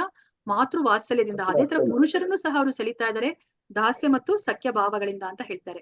ಹರಿಪದವು ಅನೇಕ ಅರ್ಥಗಳನ್ನ ಕೊಡುತ್ತದೆ. ಅಂದರೆ ಮುಖ್ಯ ಅರ್ಥವೆಂದರೆ ಅವನು ಭಗವಂತನು ಸಕಲ ಅಮಂಗಳವನ್ನು ನಿವಾರಿಸುತ್ತಾನೆ ಮತ್ತು ಭಕ್ತನಿಗೆ ಶುದ್ಧ ದಿವ್ಯ ಪ್ರೇಮವನ್ನ ನೀಡಿ ಅವನ ಮನಸ್ಸನ್ನ ಹರಣ ಮಾಡುತ್ತಾನೆ ಎಂಬುದು. ಶ್ರೀಕೃಷ್ಣನ ಸ್ಮರಣೆಯಿಂದ ಆಪತ್ಕಾಲದಲ್ಲಿ ಎಲ್ಲ ಬಗೆಯ ಕಷ್ಟ ಕ್ಲೇಶಗಳಿಂದ ಪಾರಾಗಬಹುದು. ನಾವು ನೋಡಿದೀವಿ ಅಲ್ವಾ, ಎಷ್ಟೊಂದು ಉದಾಹರಣೆಗಳನ್ನ ನೋಡಿದೀವಿ. ಇವಾಗ ದ್ರೌಪದಿ ಅವರು ಗೋವಿಂದ ಅಂತ ಕೂಗಿದ ತಕ್ಷಣ ಅವರು ಬರ್ತಾರೆ ಅಲ್ವಾ, ಎಲ್ಲ ಕಷ್ಟ ಕ್ಲೇಶಗಳಿಂದ ಪಾರಾಗಬಹುದು. ಮತ್ತೆ ಗಜೇಂದ್ರನನ್ನು ನಾವು ನೋಡಿದೀವಿ. ಕ್ರಮೇಣ ಭಗವಂತನು ಪರಿಶುದ್ಧ ಭಕ್ತನ ಭಕ್ತಿ ಸೇವಾ ಪಥದಲ್ಲಿನ ಎಲ್ಲ ಅಡ್ಡಿ ಆತಂಕಗಳನ್ನ ನಿವಾರಿಸುತ್ತಾನೆ. ಹಾಗೂ ನವವಿಧ ಭಕ್ತಿ ಚಟುವಟಿಕೆಗಳು ಎಂದರೆ ಶ್ರವಣ ಮತ್ತು ಸಂಕೀರ್ತನೆಯಂತಹವುಗಳ ಫಲ ವ್ಯಕ್ತಗೊಳ್ಳುತ್ತದೆ. ತನ್ನ ವ್ಯಕ್ತಿಗತ ಲಕ್ಷಣಗಳು ಮತ್ತು ಪಾರಮಾರ್ಥಿಕ ಗುಣಗಳಿಂದ ಶ್ರೀಕೃಷ್ಣನು ಪರಿಶುದ್ಧ ಭಕ್ತನ ಎಲ್ಲ ಮನೋವ್ಯಾಪಾರಗಳನ್ನ ಆಕರ್ಷಿಸುತ್ತಾನೆ. ಶ್ರೀಕೃಷ್ಣನ ಆಕರ್ಷಣ ಶಕ್ತಿಯು ಹೀಗಿದೆ. ಅವನ ಆಕರ್ಷಣೆಯು ಎಷ್ಟು ಪ್ರಬಲವಾದುದೆಂದರೆ ಪರಿಶುದ್ಧ ಭಕ್ತನು ಚತುರ್ವಿಧ ಪುರುಷಾರ್ಥಗಳಲ್ಲಿ ಯಾವುದಕ್ಕೂ ಹಂಬಲಿಸುವುದಿಲ್ಲ. ಇವು ಭಗವಂತನ ದಿವ್ಯ ಲಕ್ಷಣ ಆಕರ್ಷಣದ ಗುಣಗಳು. ಇವಾಗ ಭಗವಂತನ ಆಕರ್ಷಣೆ ಎಷ್ಟಿದೆ ಅಂತಂತಂದ್ರೆ ಆ ಚತುರ್ವಿಧ ಪುರುಷಾರ್ಥದಲ್ಲಿ ಏನೆಲ್ಲ ಇದೆ, ಆ ಧರ್ಮ ಅರ್ಥ ಕಾಮ ಮೋಕ್ಷ, ಅದ್ಯಾವ್ದನ್ನು ಸಹ ಈ ಮುಕ್ತಾತ್ಮರಿಗೆ ಆಕರ್ಷಣೆಗೆ ಒಳಗಾಗೋದಿಲ್ಲ. ಅವರೆಲ್ಲರೂ ಸಹ ಈ ಭಗವಂತನ ಆ ದಿವ್ಯ ಲಕ್ಷಣಗಳಿಗೆ ಅವರು ಆಕರ್ಷಿತರಾಗ್ತಾರೆ. ಇದಕ್ಕೆ ಅಪಿ ಮತ್ತು ಚ ಪದಗಳನ್ನ ಸೇರಿಸಿಕೊಂಡು ಯಾರೊಬ್ಬರು ಅರ್ಥವನ್ನು ಅನಂತಾನಂತವಾಗಿ ಹೆಚ್ಚಿಸಬಹುದು. ನೋಡಿ, ನಮ್ಗೆ ಇಲ್ಲಿ ಎಕ್ಸ್ಪ್ಲೈನ್ ಮಾಡ್ಲಿಕ್ಕೆ ಈ ಅಪಿ ಮತ್ತೆ ಚ 2 ಪದಗಳನ್ನ ಉಪಯೋಗಿಸ್ಕೊಂಡೇನೆ ನಾವು ಈ ಆತ್ಮಾರಾಮ ಏನು ಶ್ಲೋಕ ಇದೆ ಅದನ್ನ ನಾವು ಅನಂತಾನಂತವಾಗಿ ನಾವು ಅರ್ಥವನ್ನ ನಾವು ಪಡ್ಕೋಬಹುದಂತೆ. ಇನ್ನೆಷ್ಟು ಜ್ಞಾನಯುತವಾಗಿದೆ ಈ ಶ್ಲೋಕ ಅಂತ ನೀವು ಅರ್ಥ ಮಾಡ್ಕೊಳ್ಳಿ. ಸಂಸ್ಕೃತ ವ್ಯಾಕರಣದ ಪ್ರಕಾರ ಅಪಿ ಪದಕ್ಕೆ 7 ಪರ್ಯಾಯ ಪದಗಳಿವೆ. ಹೀಗೆ ಈ ಶ್ಲೋಕದ ಪ್ರತಿಯೊಂದು ಪದವನ್ನು ಅರ್ಥ ಮಾಡುವ ಮೂಲಕ ಪರಿಶುದ್ಧ ಭಕ್ತನ ಮನಸ್ಸನ್ನು ಆಕರ್ಷಿಸುವ ಶ್ರೀಕೃಷ್ಣನ ಅನಂತಾನಂತ ದಿವ್ಯ ಗುಣಗಳನ್ನ ಕಾಣಬಹುದು. ಹರೇ ಕೃಷ್ಣ. ನಮ್ಗೆ ಇವತ್ತಿನ ದಿನದಲ್ಲಿ ನಾವ್ ಏನನ್ನ ತಿಳ್ಕೊಂಡ್ವಿ, ವೇದವ್ಯಾಸರು ಅವರು ಧ್ಯಾನಾಸಕ್ತರಾಗಿದ್ದಾಗ ಅವ್ರು ಏನೆಲ್ಲ ಅವರು ನೋಡ್ತಾರೆ, ಕೊನೆಗೆ ಈ ಬದ್ಧಾತ್ಮರ ವ್ಯಾಧಿಗೆ ಏನು ಪರಿಹಾರ ಮಾರ್ಗ ಅನ್ನೋದನ್ನ ಕಂಡ್ಕೋತಾರೆ. ಆ ಪರಿಹಾರ ಮಾರ್ಗವನ್ನ ಅವರು ಆ ಭಕ್ತಿ ಸೇವೆ ಅಂತ ತಿಳ್ಕೊತಾರೆ. ಆ ಭಕ್ತಿ ಸೇವೆಯನ್ನ ಅವರು ಆ ಭಾಗವತಂ ರೂಪದಲ್ಲಿ ಅವರು ಸಂಕಲಿಸ್ತಾರೆ, ಅದನ್ನ ಪರಿಷ್ಕರಿಸ್ತಾರೆ. ಅದಾದ್ಮೇಲೆ ಅದನ್ನ ಅವರು ತಮ್ಮ ಮಗ ಶುಕ ಮುನಿಗಳಿಗೆ ಅವರು ಕೊಡ್ತಾ ಇದ್ದಾರೆ. ಶುಕ ಮುನಿಗಳು ಅವರು ಆತ್ಮಾರಾಮ, ಅವರು ಮುಕ್ತಾತ್ಮರು, ಅವರಿಗೆ ಯಾವುದೇ ಒಂದು ಈ ಭೌತಿಕ ಪ್ರಪಂಚದ ಯಾವುದೇ ಒಂದು ವಿಷಯಗಳಿಂದ ಅವರು ಆಕರ್ಷಿತರಾಗೋದಿಲ್ಲ. ಆದ್ರೆ ಅವರು ಈ ಭಾಗವತಂ 2 ಶ್ಲೋಕಗಳಿಂದ ಆಕರ್ಷಿತರಾಗಿದ್ದಾರೆ ಅಂತಂದ್ರೆ ಈ ಭಾಗವತಂ ಇರುವ ವಿಷಯ ಎಷ್ಟು ಏನು ಆಧ್ಯಾತ್ಮಿಕವಾಗಿದೆ ಅಂತ ಹೇಳ್ಬಿಟ್ಟು ನಾವು ಅದನ್ನ ಅರ್ಥ ಮಾಡ್ಕೋಬೇಕಾಗತ್ತೆ. ಮುಂದಿನ ದಿನ ನಾಳೆ ದಿನ ನಾನು 11ನೇ ಶ್ಲೋಕದಿಂದ ನಾನು ಕಂಟಿನ್ಯೂ ಮಾಡ್ತೀನಿ. ಇಲ್ಲಿ ನಡೆದಿರುವ ಎಲ್ಲ ಭಕ್ತರಿಗೂ ಸಹ ನಾನು ಅನಂತ ಧನ್ಯವಾದಗಳನ್ನ ಅರ್ಪಿಸ್ತಾ ಇದ್ದೀನಿ. ಶ್ರೀಮದ್ ಭಾಗವತಂ ಗ್ರಂಥ ಮಹಾರಾಜ್ ಕಿ ಜೈ, ಶಿಲಾ ಪ್ರಭುಪಾದ್ ಕಿ ಜೈ, ಶಿಲಾ ಗುರುದೇವ್ ಕಿ ಜೈ. ಇಲ್ಲಿ ನಡೆದಿರುವ ಅನಂತ ವೈಷ್ಣವ ಭಕ್ತರೊಂದು ಕಿ ಜೈ. ವಾಂಚಕಲ್ಪತೃಭ್ಯಶ್ಚ ಕೃಪಾ ಸಿಂಧುಭ್ಯೇವ ಚ ಪತಿತಾನಾಂ ಪಾವನೇಭ್ಯೋ ವೈಷ್ಣವೇಭ್ಯೋ ನಮೋ ನಮಃ. ಹರೇ ಕೃಷ್ಣ ಕೃಷ್ಣ ಕೃಷ್ಣ ಹರೇ ಹರೇ, ಹರೇ ರಾಮ ರಾಮ ರಾಮ ಹರೇ ಹರೇ. ಹರೇ ಕೃಷ್ಣ. ಹರೇ ಕೃಷ್ಣ ಮಾತಾಜಿ, ಧನ್ಯವಾದಗಳು. ಇನ್ನೆರಡು ಶ್ಲೋಕಗಳು ಇದರ ಕುರಿತಾಗೆ ಬರುತ್ತೆ, ಶ್ರೀಮದ್ ಭಾಗವತದ ಕುರಿತಾಗಿ ಬರುತ್ತೆ. ಧನ್ಯವಾದಗಳು ಮಾತಾಜಿ. ಧನ್ಯವಾದಗಳು. ಅದಾದ್ಮೇಲೆ ಮತ್ತೆ ನಮ್ಗೆ ಆ ಪರೀಕ್ಷಿತ ಮುಂದಿನ ಪ್ರಶ್ನೆಗಳಿಗೆ ಅವರು ಉತ್ತರವನ್ನ ಕೊಡ್ತಾರೆ. ಹರೇ ಕೃಷ್ಣ. ಧನ್ಯವಾದಗಳು. ಹರೇ ಕೃಷ್ಣ ಮಾತಾಜಿ. ಧನ್ಯವಾದಗಳು. ಹರೇ ಕೃಷ್ಣ ಮಾತಾಜಿ. ಹರೇ ಕೃಷ್ಣ ಮಾತಾಜಿ. ಹರೇ ಕೃಷ್ಣ ಮಾತಾಜಿ.